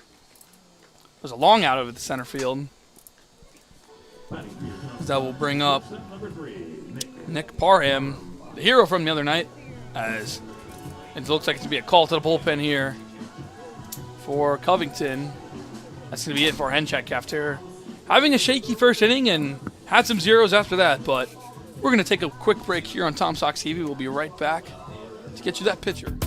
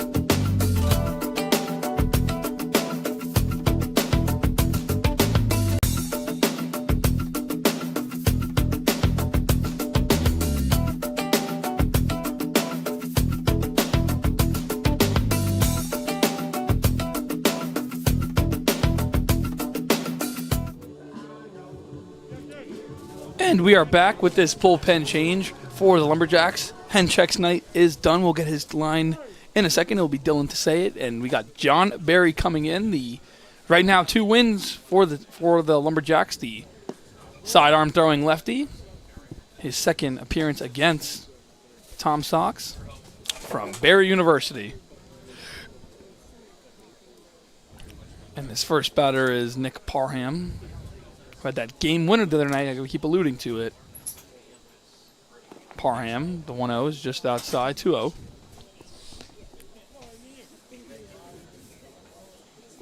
So Vasquez has his lefty-on-lefty matchup. 2-0 outside, 2 pitches outside. Let's see if he'll try to attack Parham inside now. Goes outside again, but we'll get that strike call by Love. 2-1 now, with Lopez still over there on first. 1 out here on Tom Stock night. We even have some puppies in the crowd. Runner goes, but that'll be fouled off by Parham towards Covington's dugout. And head coach Randy Tomlin has a play on the ball and stare at it and just toss it into that Covington dugout. Now 2-2. After it was 0-2. 2-0, my apologies. And here's a pitch from the lefty. He'll deal. Parham fouls it off again towards the crowd. Hopefully that does not hit Dylan's car. Anyone's car here in the booth. It'd be terrible if you go back and see a big hole in your windshield. All right, enough. Let's not even jinx it. No jinx. I'll knock on wood there as home plate umpire will call for time. 2-2.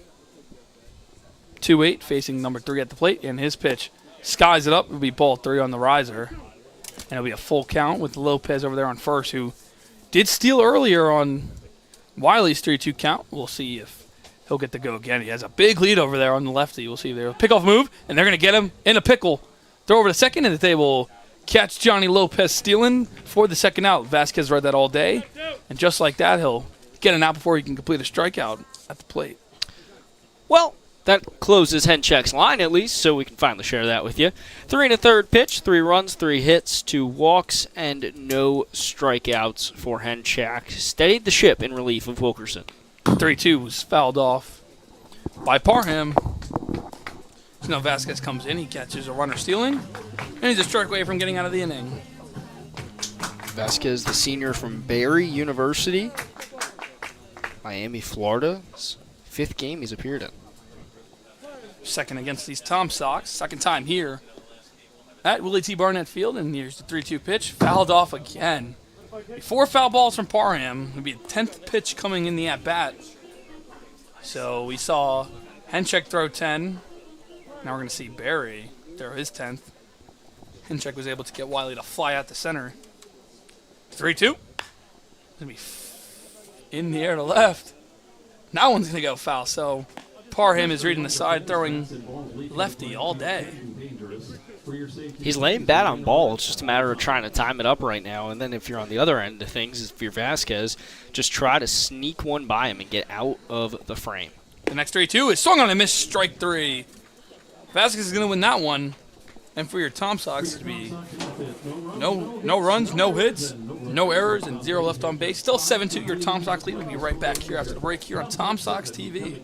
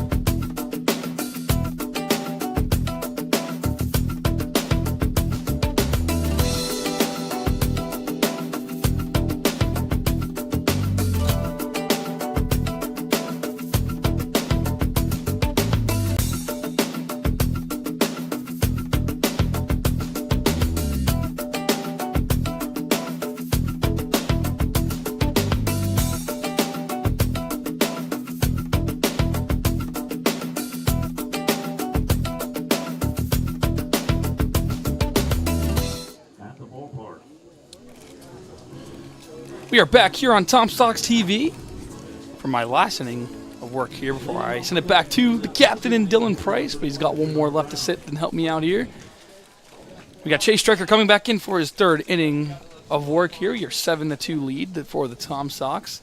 And he'll face Shinar Brown. And Stryker's first pitch be a blooper over the second baseman's head, and that's going to be a base hit for Brown. His second time on base today, his second and 2 at bats. Just like that, an early base runner against Stryker. No movement in that Tom Sox bullpen with this 5-run lead. And up now at the plate is Jose Alfonso. And I think on the tail end of Brown's swing, he actually clipped Strickland. So Strickland is now being checked in on by Randy Tomlin and James Love. Great job there calling time just to make sure that the catcher got adequate time to be all good as Strickland pounds the glove. Tomlin heads back to the dugout. And going back to that hit by Shinar Brown, it's one of those hit him where they're not. And for Ethan Gibson, that is really, really hard, as we've seen. And as you said, he's everywhere, anywhere. Base hit. And for Gibson, I mean, he was almost close to making that play, Dylan. It was so slowly hit. It was on the bloop, so Gibson did trek back, but unable to grab it. So an early base runner for... And the runner's going to go. Shinar Brown's going to foul one off his foot as Alfonso's. He'll hobble up and out as that one really had to sting him there. Yeah, that was a awkward play all around because Strickland popped up assuming it was a strike, and, I mean, it did just clip Alfonso and the ball. And in the meantime, Strickland tried to pop up, but Alfonso was hobbling after it made contact with his foot, so he landed it. On the 0-2, by the way, Shinar Brown's hit was their 4th of the night for Covington. Check over throw the first. Not in time. Brown back standing.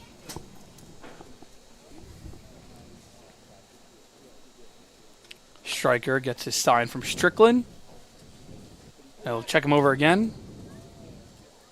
Muma will drop the ball, but regardless, Brown was going to be there standing. Usually, Dylan, when I played baseball, if you were over there standing, you got yelled at because you weren't taking enough of that secondary, and you got to get dirty over there. But Brown with a lead again. Alfonso will foul one off. That foul ball was brought to you by Chill Airport. As we get another Chill Airport reading from our amazing PA announcer, Jeff Harrington. Cho getting their money's worth tonight with a lot of foul balls thus far, and we're only in the top of the 6th inning. And the 0-2 from Stryker. And he deals. Fly ball in the air to center. Wiley squeezes it with one hand. And it'll be 2 outs. My apologies. First out of the inning. I feel like sometimes when a player forgets how many outs there are and they get gunned down because they forgot what the play is, as just like that, 1 out, and it'll be Marcelo back up to bat. Dylan picked me up after my error. Can't help but make me think of the most infamous moment, I would say, in a kind of negative way, in the NBA Finals history when you didn't know where things were at, and I'm alluding to J.R. Smith not knowing how much time was left. Remember where you were when it happened, and J.R. Smith maybe remember what the game situation was. But listen, they happen all the time, and J.R. Smith, one of the greats. J.R. Smith did not know where he was in that moment. The next pitch to Marcellus fouled off as there's some Freddie Mercury sound bites there. Queen was also not at Woodstock. They were not there. We'll go through at some point some of the legendary bands that were there, but no Queen and no Beatles there. And the 0-1. Stryker sets the deal. Comes to be fouled off again, heading towards the tie-dye tents. The kids are running over for the foul ball. And just like that, Stryker another 0-2 count for the righty out of Coastal Carolina University. Pickoff attempt. Brown will dive back in there safely. 7-2 your Tom Sox lead. Most of that coming from a 4-run first inning where they scored 4 runs on just 1 hit. Luke Wilkerson, the starter, struggled to find his groove. And now the 0-2. Outside, but a great play by Strickland to keep that in his mitt and not to the backstop where Brown would have definitely taken second base easily. Now will be 1-2. Striker looks into his batter, Marsala. And the 1-2. Runner goes. And the throw by Strickland is just up. Almost had Brown over there on second base. He'll snag that bag. Good throw from Strickland, but just sailed the shortstop in Parham. Went a little high, but kudos to Parham. He got up there with some vert and nearly applied the tag down low to try to get Brown, but just wasn't able to get him in time. That is Brown's first stolen base of the summer. And now it's 2-2, 1 out, runner on second. Striker swung on a miss, strike 3. Striker's second strikeout of the night. And that'll be 2 outs. And it's Henry again, who struck out in his last at-bat.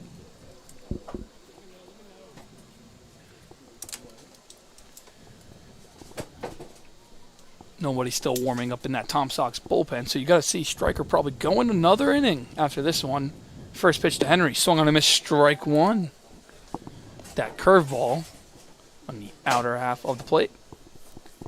Like a fine wine, Striker has almost aged better throughout the course of this contest, kind of found his rhythm settled in, and even after allowing a run in the top of the previous frame, he's just found a nice rhythm here. And on that pitch even, that kind of missed, but it's still jammed up enough to induce contact. And now in the driver's seat here against Henry, who, tale of 2 at-bats, honestly. He homered for one of the 2 runs for the Lumberjacks tonight, and then struck out swinging as one of Striker's 2 Ks tonight.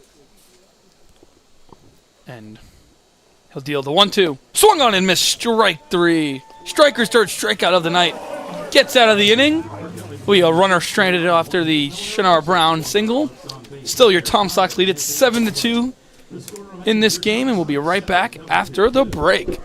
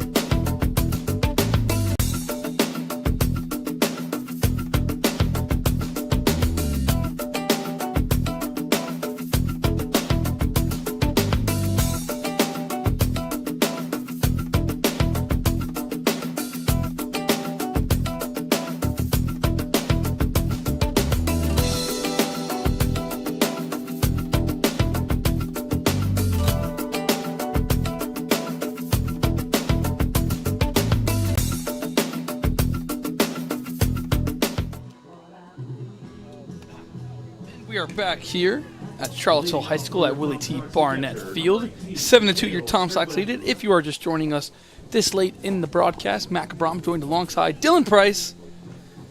Dylan, 7-2 lead here. How did we get here? Well, we got here with a lot of offense in the early 2 frames for the Sox. Since then, though, between Henchek kind of putting them down and finding a bit of a rhythm, and now we're seeing a Sidewinder and Vasquez come in here, it's been a bit of a rhythm for the Lumberjacks on the defensive end of things. They even got a run in the top of the 5th, but it was a couple hits and a lot of walks, hit by pitches, and just some situational baseball. And sometimes you don't always have to hit the long ball, even though the Tom Sox have seen it be a calling card this year. And that's going to be Strickland on the second pitch of the inning. And he's going to have a leadoff single. Just like that, Tom Sox back in business. And it'll be Sam Muma at the bottom half of this lineup tonight. Grounded into an out in his first at-bat to the third baseman, then grounded into a 6-4-3 double play back in the third. Trying to avoid that path again. against a lefty throwing Vasquez. The sidewinder deals. Outside, ball 1.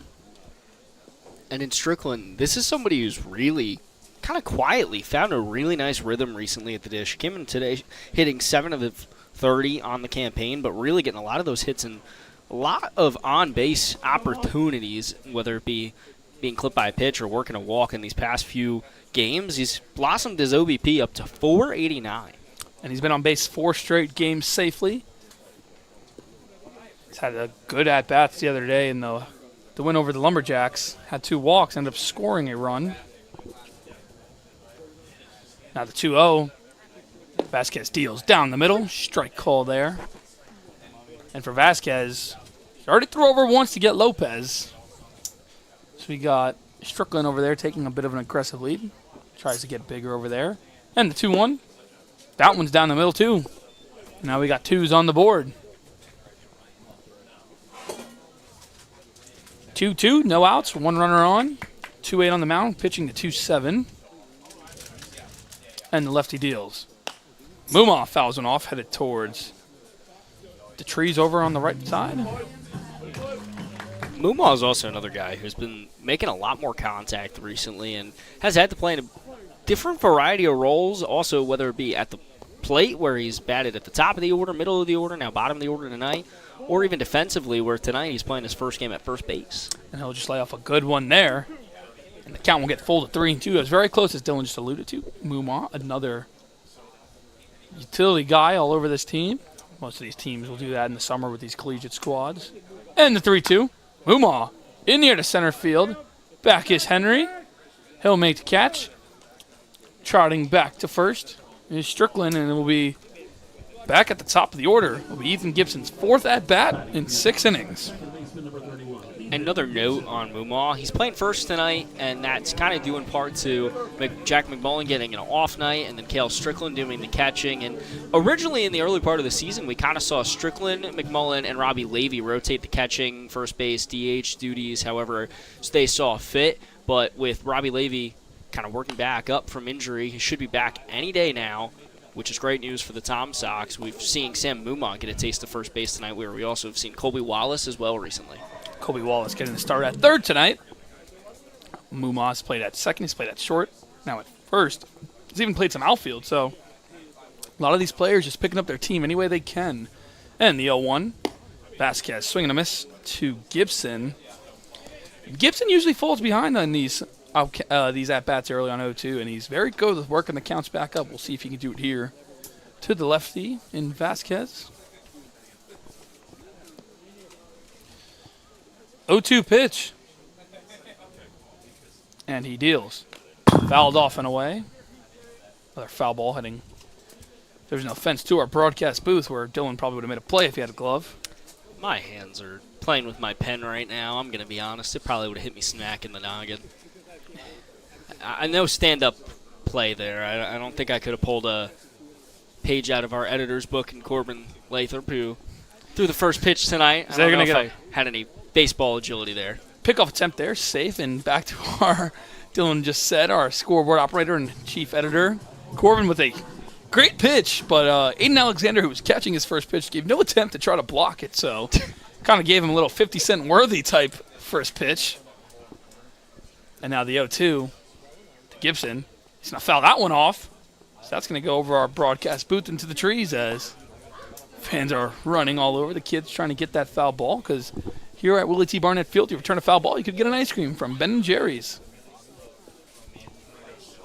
As Asher, our point streak analytics team, just said the ice cream is very good as he indulges in some.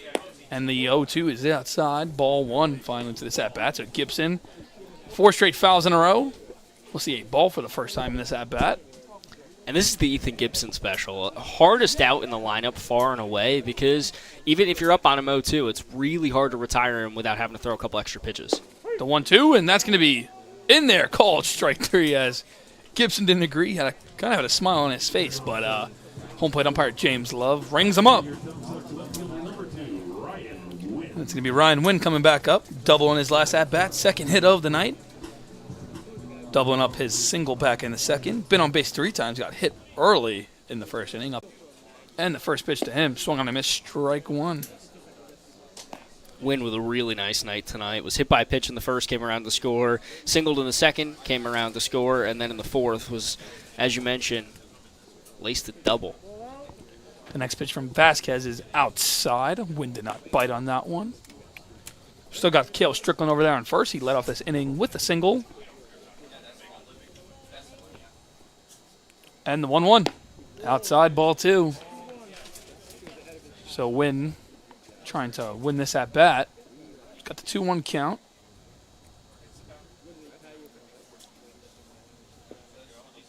And the pitch from the lefty. Swung on a miss, strike 2. Challenged him on the inside. There was a slider coming off into the inside part. A full win. Now it's 1 on, 2 strikes, 2 outs. Say 2 balls. That one's fouled off and away. He's got 2s all over the boards. Like I was just saying, 2 balls, 2 strikes, 2 outs. 2 runs for the Lumberjacks.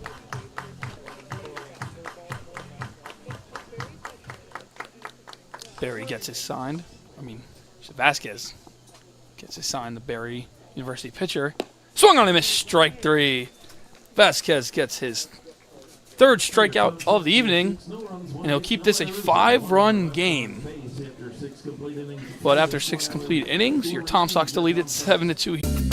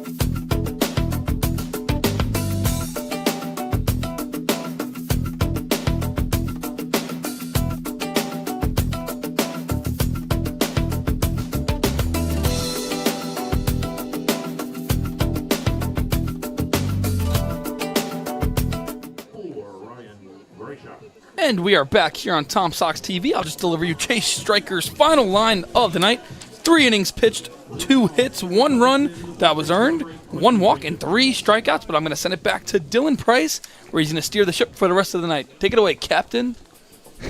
Matt, I thank you.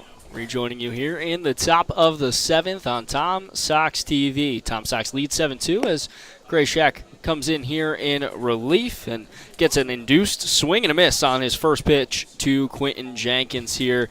Gray Shack, be remiss not to mention, first and foremost, he was one of 5 Tom Sox named to the VBL prospect games today as Jenkins cuts on the second offering to him and fouls it back. Gray Shack, Daniel Powell, Ethan Sutton, Colby Wallace, and Cade Ballou were all named to the VBL prospect games, and even Randy Tomlin will be named as part of the South coaching staff representing the Valley League. The 0-2 from Gray Shack sails high for ball 1, so that's part of the NACSB prospect games that will be on the slate for next week. But in the meantime, Gray Shack here in relief. Pitch outside. Ball there. Butt check from Jenkins, but he pulled back. And for Gray Shack, 4th appearance, 0 ERA in these 3 games, 1 save, 4 and a third innings pitched, 6 strikeouts, 1 walk. The 2-2 from Gray Shack. Got on and missed strike 3. Grayshak comes in and gets the third straight strikeout from a Tom Sock. The last two to Striker, but Grayshak picks up right where he left off and gets the first out here in the top of the seventh. 7 strikeouts now for the summer for Grayshak. And his most notable appearance was against these Lumberjacks in that 10-6 win. 2 1/3 innings pitched. 7 batters, retired all 7. 4 strikeouts. He earned that save. First pitch to pass the catcher. Went right past him for strike number 1. Pass doubled his last time up. Came around to score the second run for the Lumberjacks tonight and flew out to center in his other plate appearance. 2 runs on the board for the Lumberjacks, 7 for the Sox. Grayshak's pitch goes a little too far outside. 4 ball number 1. 1-1 count here on pass. Pass entered today. 6 of 23 on the season with 3 ribbies and a .414 on base percentage. That's the Eastern Florida State catcher. Grayshak. The 1-1, kicks the leg, fires to Strickland, swing and a miss. And Grayshak coming in and confidently cruising through these first few pitches and already kind of dialing in. Hasn't taken him long in relief thus far this season. Cut on and missed, strike 3. Grayshak comes in and Grayshak retires the first 2 he faces by way of K. And Ryan Grayshak coming in and finding a rhythm quickly. That's 4 straight strikeouts, Dylan, for the Covington lineup in their last 4 batters. And for Grayshak, make that 8 for the summer. Grayshak pitched 2 1/3. Last time Tom Sox played Covington at home. It's a season high. For now, this is Grayshak's show, and likely will be if he continues to pitch like this. Tipped by Wright there, but still strike number 1, Brennan Wright. The shortstop, this is his 4th plate appearance. He grounded out, struck out, and grounded out in 3 plate appearances thus far. Called strike 2 on the outer part of the plate, and Ryan Grayshak a strike away from striking out the side. Grayshak looks for the sign from Strickland. Kicks the leg, fires the 0-2. Just misses low, 4 ball 1, so Wright can take a little bit of a sigh of relief for now, as he stays alive and lives to fight another day. He's got the bat on the shoulder, now picks it up and is ready. Grayshak continuing to work quickly here and efficiently in relief of Striker and Trobaugh. The 1-2, sliced to a diving third baseman in Wallace, but sneaks in between the gap between him and Parham, and it gets into left field and down for a base hit. So Grayshak first hit allowed from him and was on the verge of striking out the side, but just staying alive in a hole there and getting a hit is Wright. Wright, one of the most prolific hitters on this entire squad, has had a bit of a quiet night, but finds bat on ball there, and Lumberjacks have a runner on with 2 outs here in the top of the 7th. Going to be Williams back up, who was a thorn the other night in the lineup for the Tom Sox. First pitch to him, ball number 1 in the at-bat. Tonight, Williams sac fly is driven in a run. That run was passed, mentioned before. An E6 he reached and then grounded out.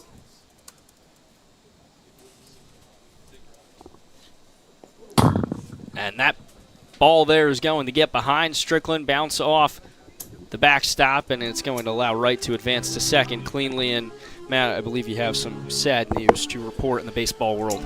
Very sad news to report in the pro baseball world. 24-time All-Star, 2-time World Series champion, Willie Mays has sadly passed away at the age of 93. The Say Hey kid in a big, big role in the Giants organization, New York and in San Francisco. Just very sad. Just caught me off guard. I had to let Dylan know I had to read this one here on the broadcast tonight. Probably one of the greatest catch ever in the game, the over-the-head catch. So just here from Charlottesville, just wishing the best for his family. It's just a very sad night now for the game of baseball. An icon in the game. Passes on. Day before, I believe they're supposed to play the Rickwood game, tomorrow. As bat on ball from Williams here, but fouls it off. The Rickwood game tomorrow, something that Willie Mays, his efforts and everything he's done, his legacy was part of pioneering, but as Matt mentioned, sending our best to the Mays family. But in the meantime, 2-1 count, 2 outs. Spencer Williams digs in with a runner in scoring position. Grayshak will fire this 2-1 pitch out of the stretch. Williams trying to keep this inning alive for the Lumberjacks, and that pitch way outside, sails away from Grayshack for ball number 3. And now Williams in a spot here where he could send it to Jackson Toberman, who tonight 1 for 3. Singled in his first plate appearance, has been retired though in his last 2. But that's the one of the reigning defending VBL South Players of the Week. 3-1 to Williams. Line foul. Was streaking towards the Sox dugout. Bounces off the fence there, and now count will be full with 2 outs here in the top of the 7th. Tom Sox lead 7-2. Thanks for hanging with us here on Tom Sox TV. If you can make it out to the ballpark for what has been an electric Tom Stock night, paying homage to the 1969 Woodstock Music Festival. Payoff pitch to Williams. Cut on and miss. Strike 3. Grayshack and retires the side. No runs, 1 hit, no errors, and 1 left on base. We head to the bottom of the 7th, but it's time for us to stretch here at Willie T. Barnett Field. Stick and stay with us on Tom Sox TV. Remember, the loudest voices.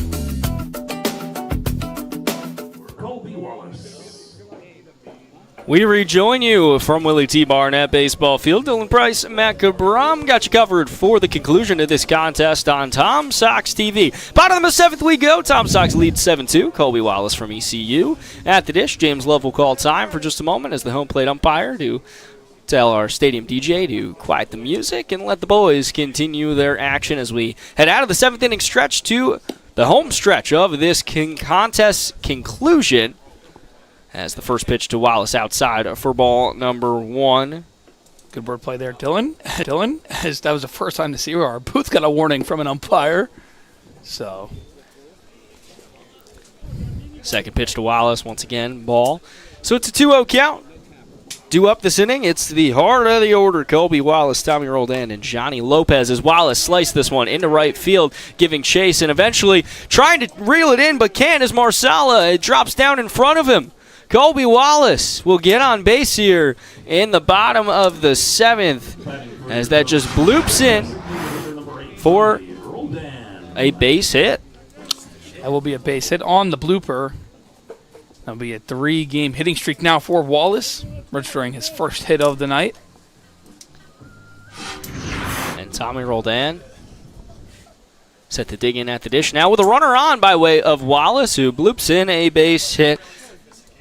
And try to tee things off for his Tom Sox offense that leads 7-2 but has been quiet since the 2nd.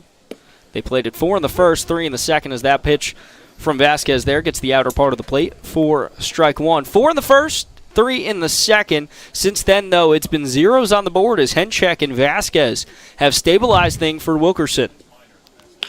Roldan chops this, and it will slip through into right field, and that's going to get down. Wallace gets the signal. Wallace will race into third, standing up cleanly And Roldan chops in a single into right. And now, in just a few pitches here, Tom Sox have runners on the corners with no outs in the bottom of the 7th.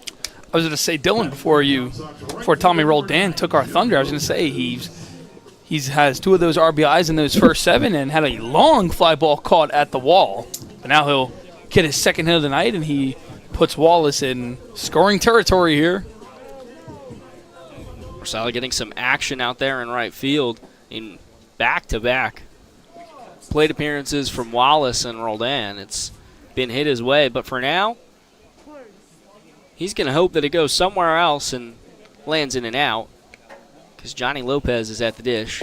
He's been one of the most potent hitters, and he was swinging to extend this to a 10-2 lead. Swinging for the absolute fences there. Won't connect, though. It's an 0-1 count, as Vasquez will try to settle in with runners on the corners here and find a rhythm.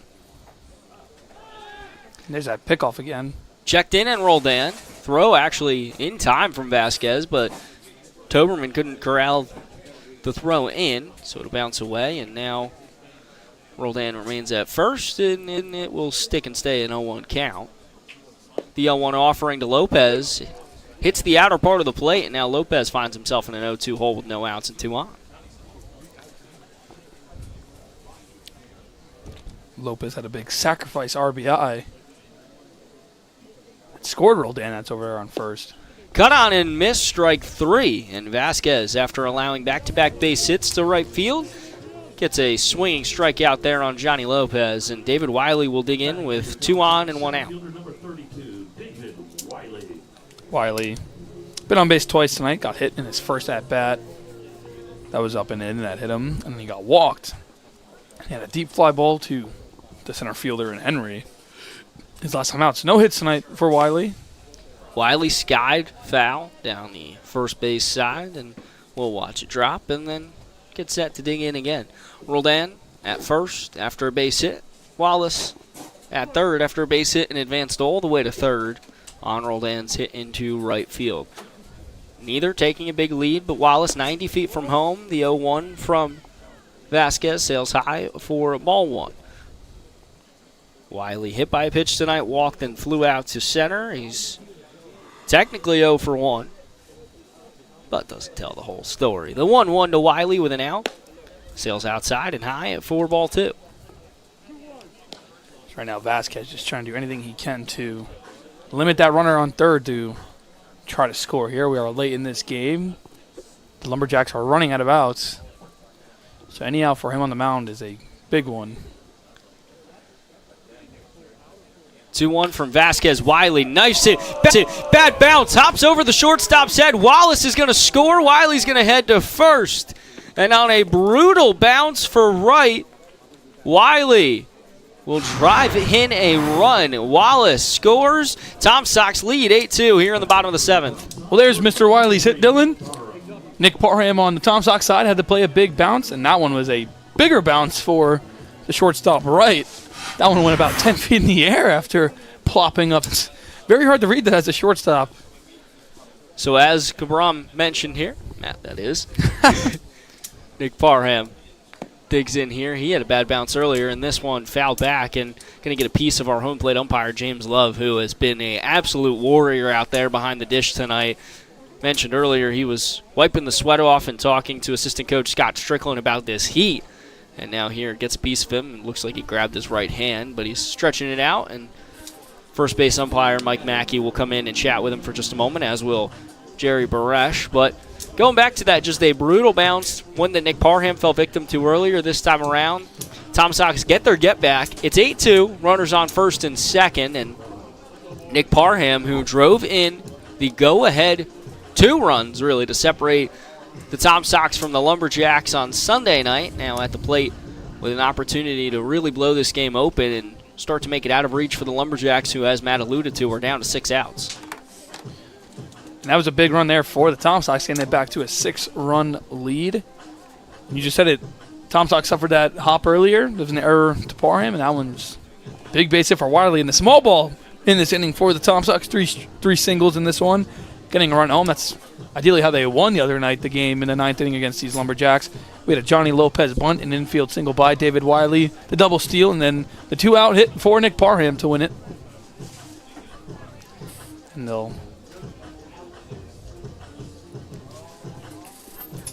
Runners on first and second as James Love being tended to by a couple of the Tom Sox trainers and staff, and Love just working the hand out, and they're giving him some ample time to try to recover here and catch his breath. But in the meantime, to take you through how this 8-2 game has happened to this point, it was 4 runs in the bottom of the first for the Sox, 3 in the bottom of the second. A Caleb Henry home run would plate the first run for the Lumberjacks in the top of that frame.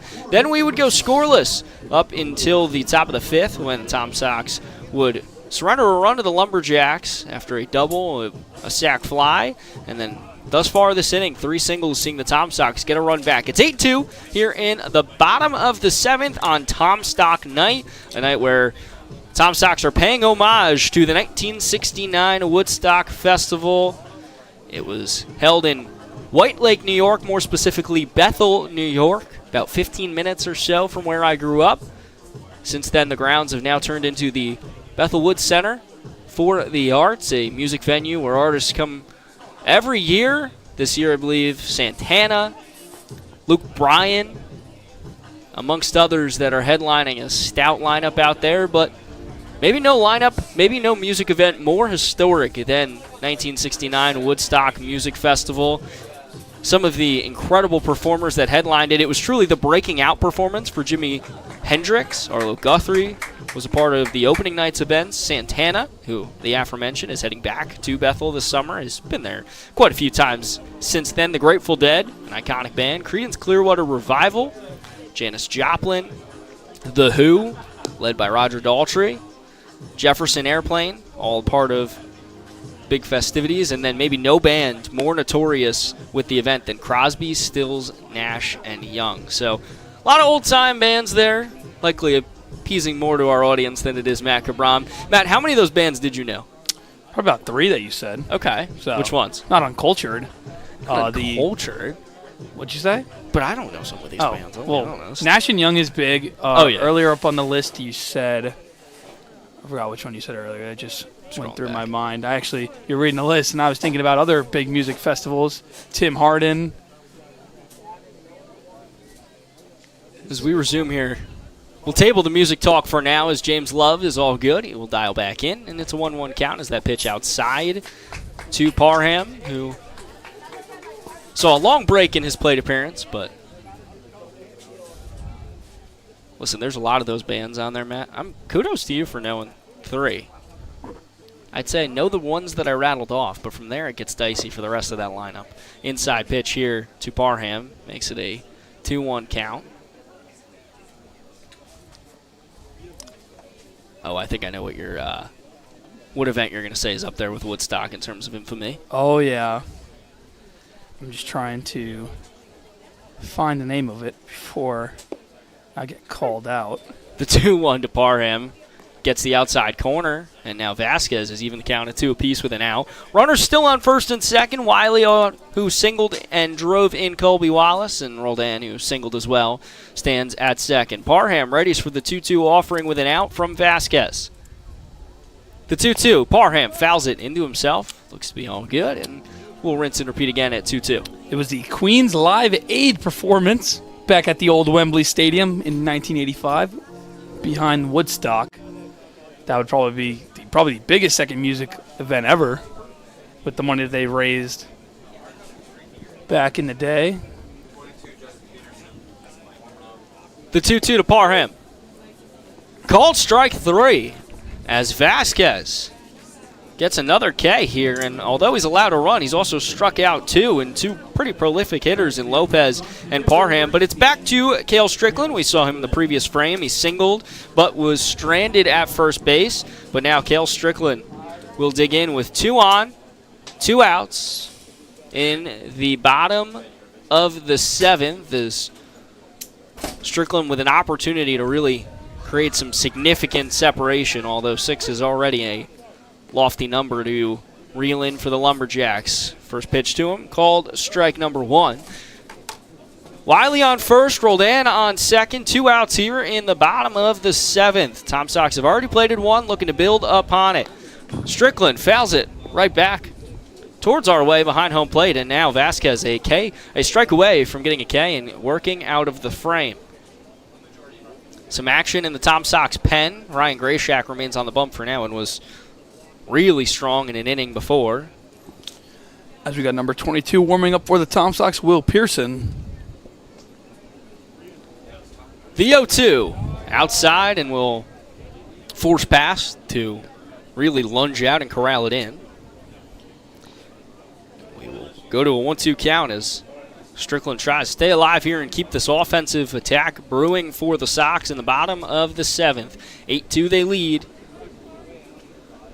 The 1-2, Strickland lines this over to short. Going to be a tough play either way, but he makes it. What a play, Brennan Wright, for the final out. So 3 singles, a run would cross the plate for the Sox, but after that, Vasquez would lock down and get the last 2 outs to escape the jam. Tom Sox lead 8-2.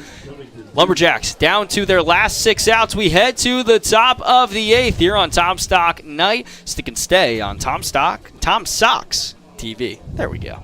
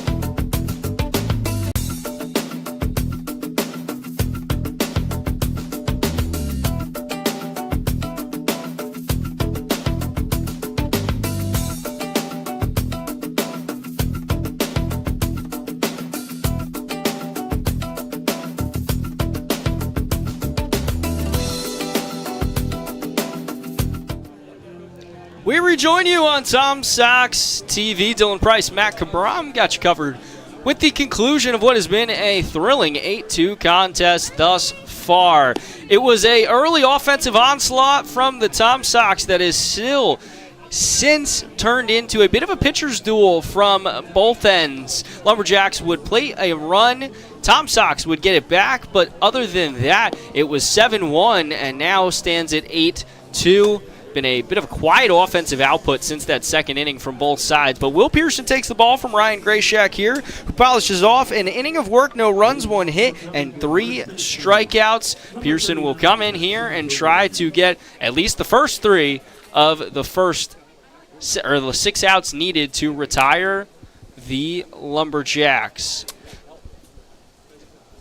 And then that 5-4 win back on the 14th, Pearson. 2 1/3 innings pitched, 1 hit, 2 strikeouts, faced 8 batters. Got out of it for his season total of 4 innings pitched, 4 strikeouts. Only 2 walks on 4 hits. First pitch to Toberman outside for ball number 1. Toberman, DBL South Player of the Week alongside Ethan Sutton, who was honored, and member of the Harrisonburg Turks. Single, fly out, and a ground out for Toberman in 3 plate appearances thus far. Check swing, he went around, so the count now even at 1 apiece for Pearson. The Georgia Bulldog will settle in here and try to take the ball from Grayshack and Stryker, who were really solid in relief. Just a run allowed combined between the two of them. Grayshack scoreless in his frame of work.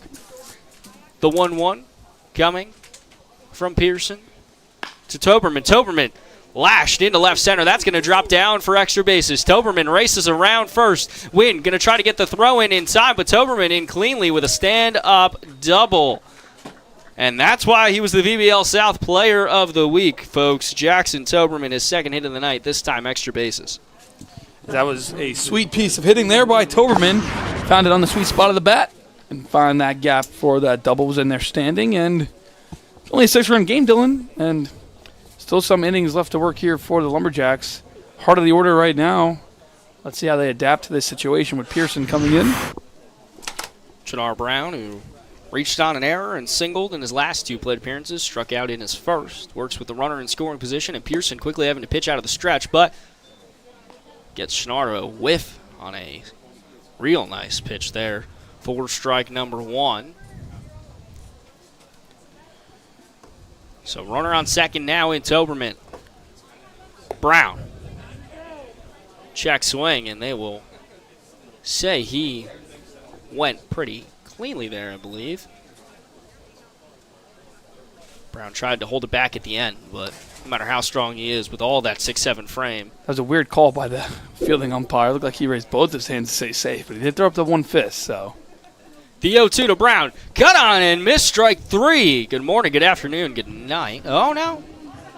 Not good night just yet. Hope he had a good morning. Hope he had a good afternoon, but as of right now, we're not saying good night to him just yet. That's what I'm saying. That fielding umpire, I think it was Mackey who kind of threw up both hands, but then looked like he had a fist up, so. We thought it was 0-2. It's 1-2 now. This time, cut on and missed. Now, good morning. Good and that's how you battle. That's how you battle back if you're Pearson. He didn't get that call that he wanted. He thought that he went around the one time. That time he definitely went around into the dirt, and he gets the strikeout. I mean, you got to strike out on back-to-back pitches if you think.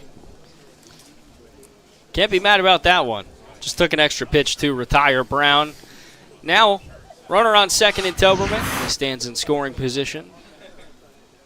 And Jose Alfonso called strike 1 here as Pearson will try to work out of the frame after allowing the double to Toberman. 5 outs to go for the Lumberjacks as they try to stay alive and avoid dropping to 5-9 on the campaign. The 0-1 breaks right over the heart of the plate.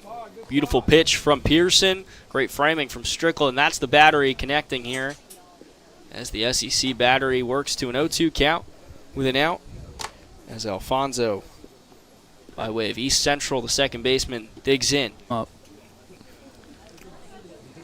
And the strikeouts have been pouring down for the Tom Sox in the past 3 frames as the first offering to Marsala fouled down the third base side. It was 2 in the 6th, 3 in the 7th from Grayshack. Those 2 before were from Stryker, and now 2 here from Pearson in the 8th. That's 10 total strikeouts for the pitching staff of the Tom Sox tonight.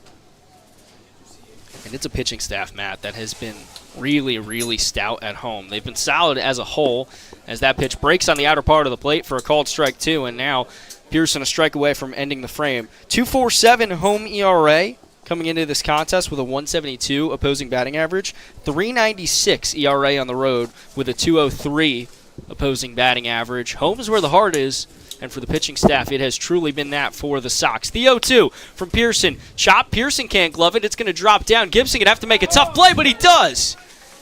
Ethan Gibson for out number 3. No runs, a hit, no errors, and 1 left on base. Covington strands the double after Toberman laced one into left center, but working out of a jam is Will Pearson with 2 Ks to end the frame. 8-2 your score. We head to the bottom of the 8th. Nearing the conclusion of this one on Tom Stock Night. Hang with us on Tom Sox TV.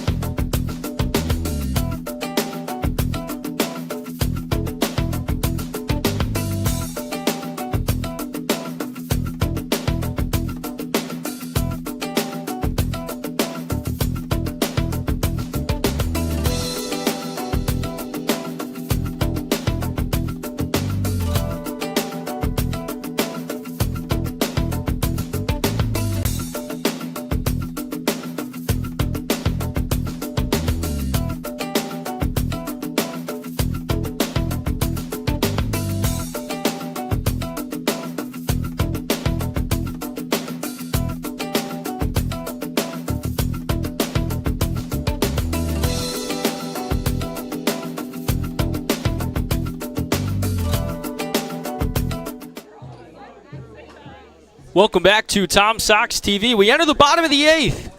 Hanging with you here, Dylan Price, Matt Cabram, guiding you through the conclusion of this one. 8-2 your score as Sam Mumaw takes the first pitch inside for ball number 1. Defensive replacement here, Gregory Mello in for Quentin Jenkins at third base. Jenkins' night coming to conclusion, and the Lumberjacks 3 outs away from seeing theirs do the same. Pitch breaks inside, but gets the part of the plate for called strike 1. 1-1 count now here on Mumaw, as Vasquez will continue on in relief. Mumaw sliced, foul down the first base side, way foul down the first base side.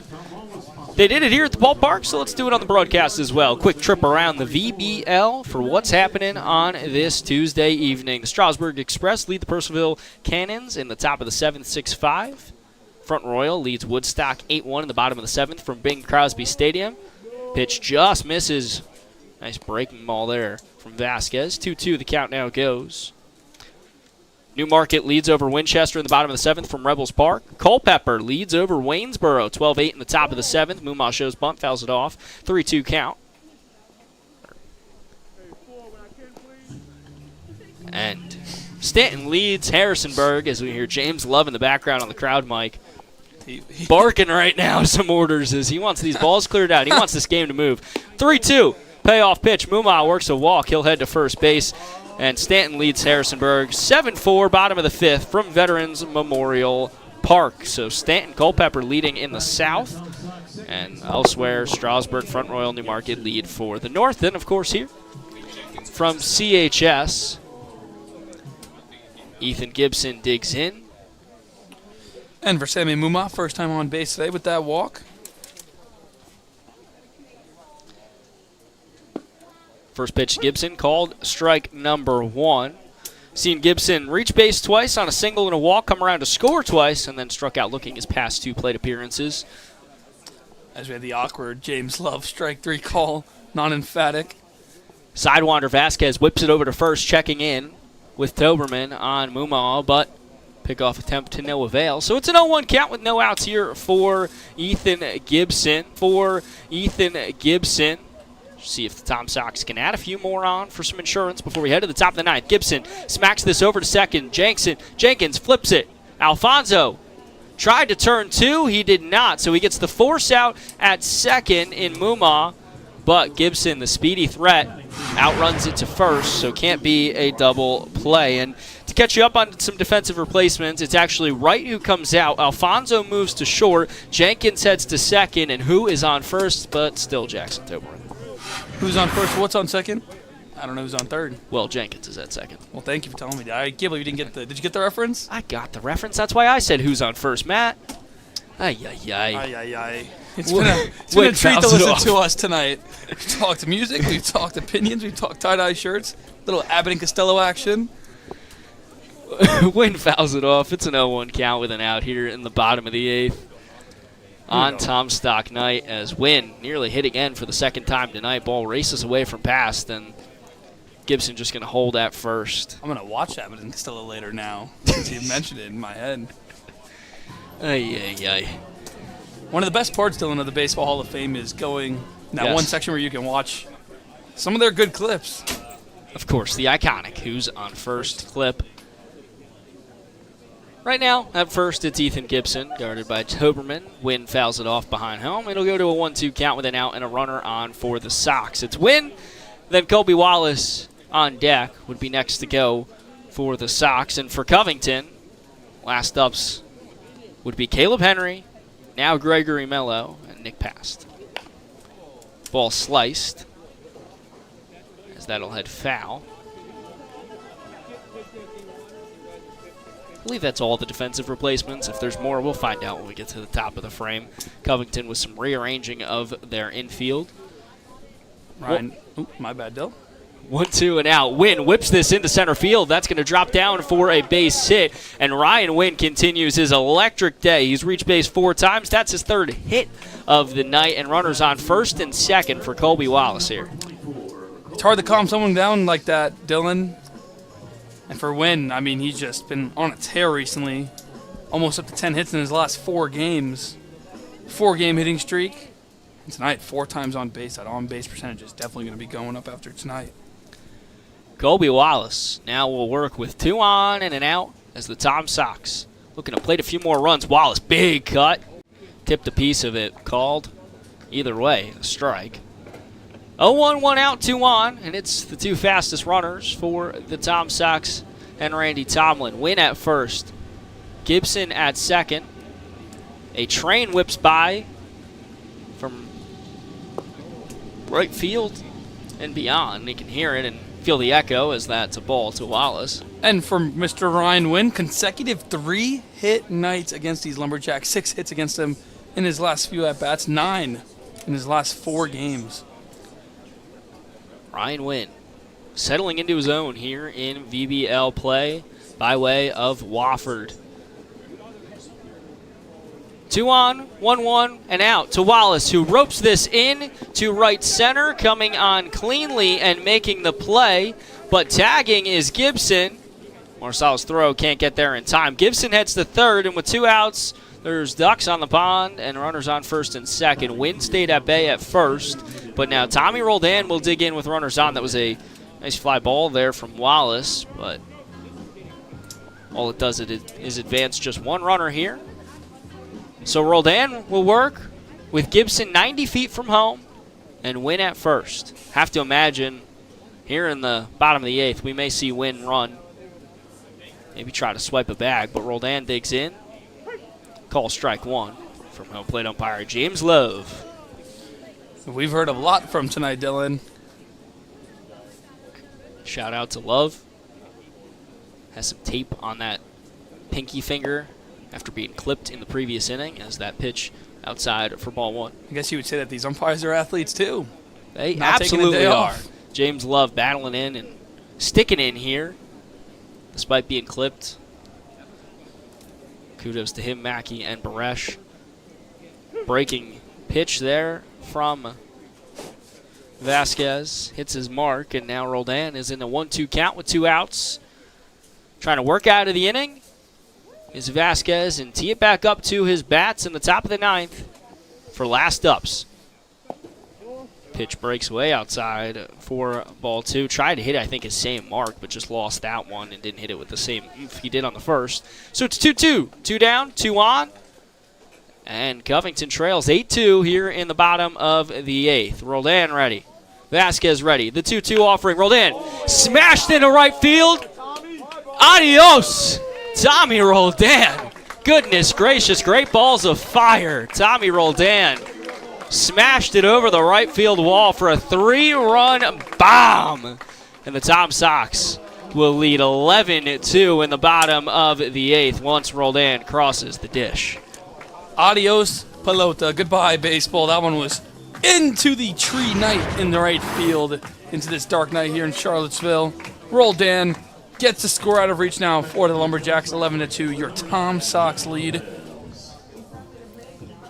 And surprisingly enough, with the amount of runs he's driven in, that's Tommy Roldan's first home run of the campaign. And way to do it in a big way as Lopez cuts on the first pitch, but won't connect. 0-1, the count now goes. Tommy Roldan, what a shot. Maybe the biggest home run we have seen yet this season. How about a 5 RBI night on 3 hits? Taking the total up to 15 RBIs on the season. As we just mentioned, Dylan, his first long ball of the VBL summer season. Ball outside to Lopez. So the deficit now just got a little bit larger for Covington. They trail by 9. Called strike 3, so Lumberjacks will go for last ups in the top of the 9th, but the deficit got larger off the bat, and Tommy Roldan take a bow. Wow. Roldan, at the very least, has the Tom Sox leading 11-2 as we enter into the top of the 9th. Hang with us for the conclusion of this one on Tom Sox TV.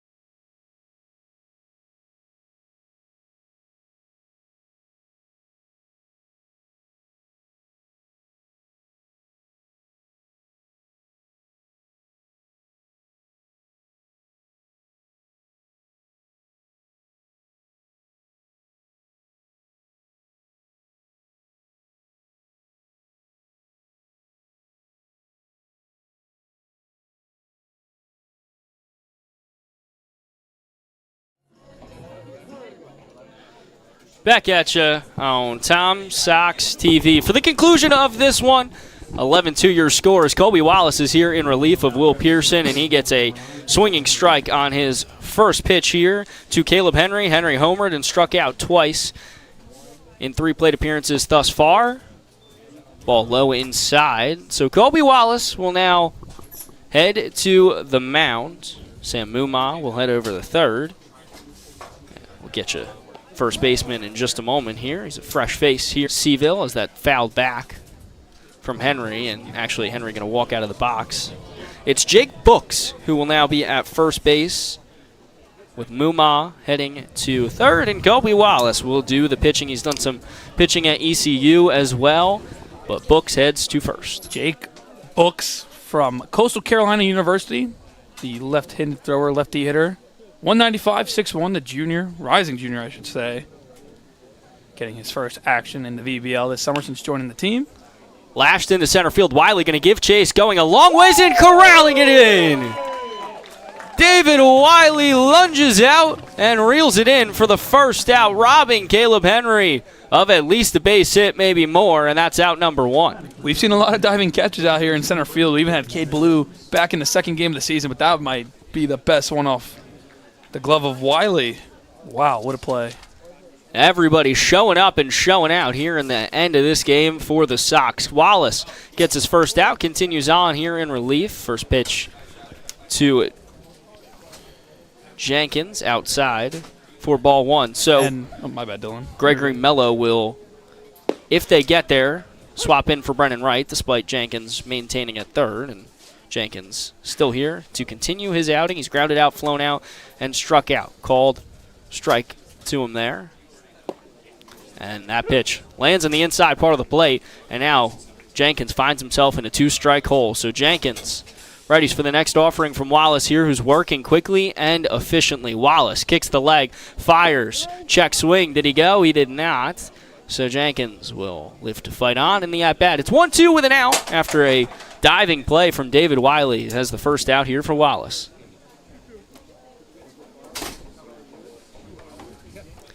A Tommy Roldan crushed shot has it at 11-2, and a swing and a miss there induced by Colby Wallace has the Covington Lumberjacks down to their last out. Jenkins heads to the dugout, and the final hope for the Lumberjacks for a potential comeback here is Nick Past. And going back to that Roldan blast to right field, he has now tied Cade Ballou for the team leading in RBIs. It's at 15 on the summer.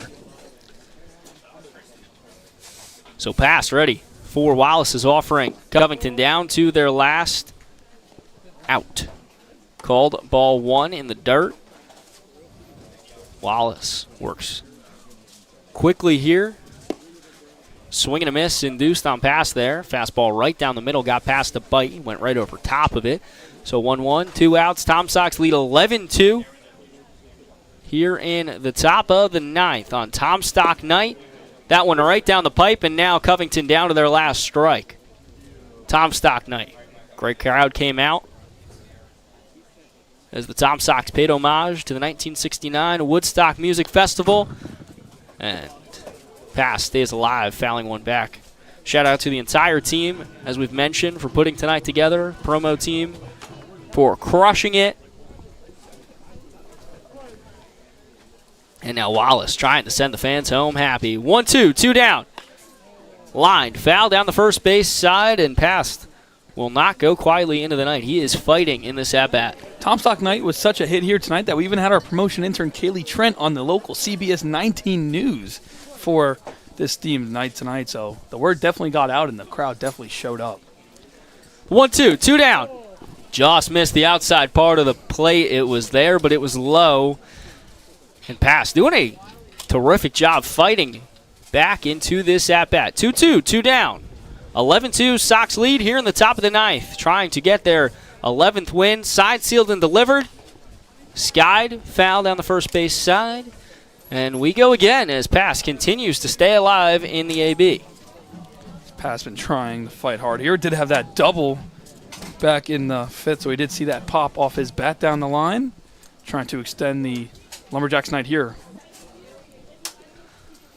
2-2. Wallace. Readies. Fires. Check swing did not go. Pitch was high, so the count now full, and Past has done a stellar job working back into this at-bat. Would send it back to the top of the order where Gregory Mello will now fill in for Brennan Wright. Mello was 0 for 4 in that Sunday game. The 3-2 offering from Wallace. Chopped. Mumma giving chase. Can't reel it in. It bounced back to Parham as the second line of defense and slips in to left field. So, with 2 outs and down to their last strike, Covington gets a base runner on. And now we will see Mello, who's in here for Wright. And as you mentioned, he was 0 for 4 the other day, but looking to get on base here and keep a maybe potential rally despite trailing by 9 going here in the top of the 9th. It ain't over till it is over. Mello 0 for 4 the other night, but did have some hard hit balls gloved by the defense of the Tom Sox. Runner now on first. Pitch way inside on Mello. Sailed away, so Wallace will now work in the 1-0 count. Runner on first. In pass to reached. It'll be scored in E6. Mello skies it. Gibson giving chase. Going a ways to get it and reeling it in and tripping, diving, and securing it for what will go down as the final out. And the celebration ensues. Tom Stock night, a success for the green and blue. Sox win 11-2. A huge, huge night. Matt, tie a bow on it. Wow. Just an unreal night. We had Tommy Roldan, 3 hits, 5 RBIs, and now with the number 5, that's 5 wins in a row. 4-year Tom Sox. They're on a heater right now. And all in all, Dylan, tonight was a great match. Great team win. The lineup started off hot. They got a little cold. They turned up in the end, and the pitching tonight was unreal. They were lights out. 2 hours and 52 minutes, time of the game here on Tom Stock Night. Grew up, as I mentioned, 15 minutes from the site of Woodstock, so pretty cool tonight. You and I, 2 New Yorkers, got to pay homage to one of the biggest events to happen in the state of New York. For Matt Cabron, for our entire team at Tom Sox TV, I'm Dylan Price. Signing off from what was a thrilling 11-2 victory for the Tom Sox. Wherever you are, wherever you may be, thank you for hanging with Matt and myself here on Tom Sox TV this evening. Tom Sox win, advanced to 11-3 on the season, their 5th straight, and it was by a score of 11-2 over the Covington Lumberjacks. Great game. Good night.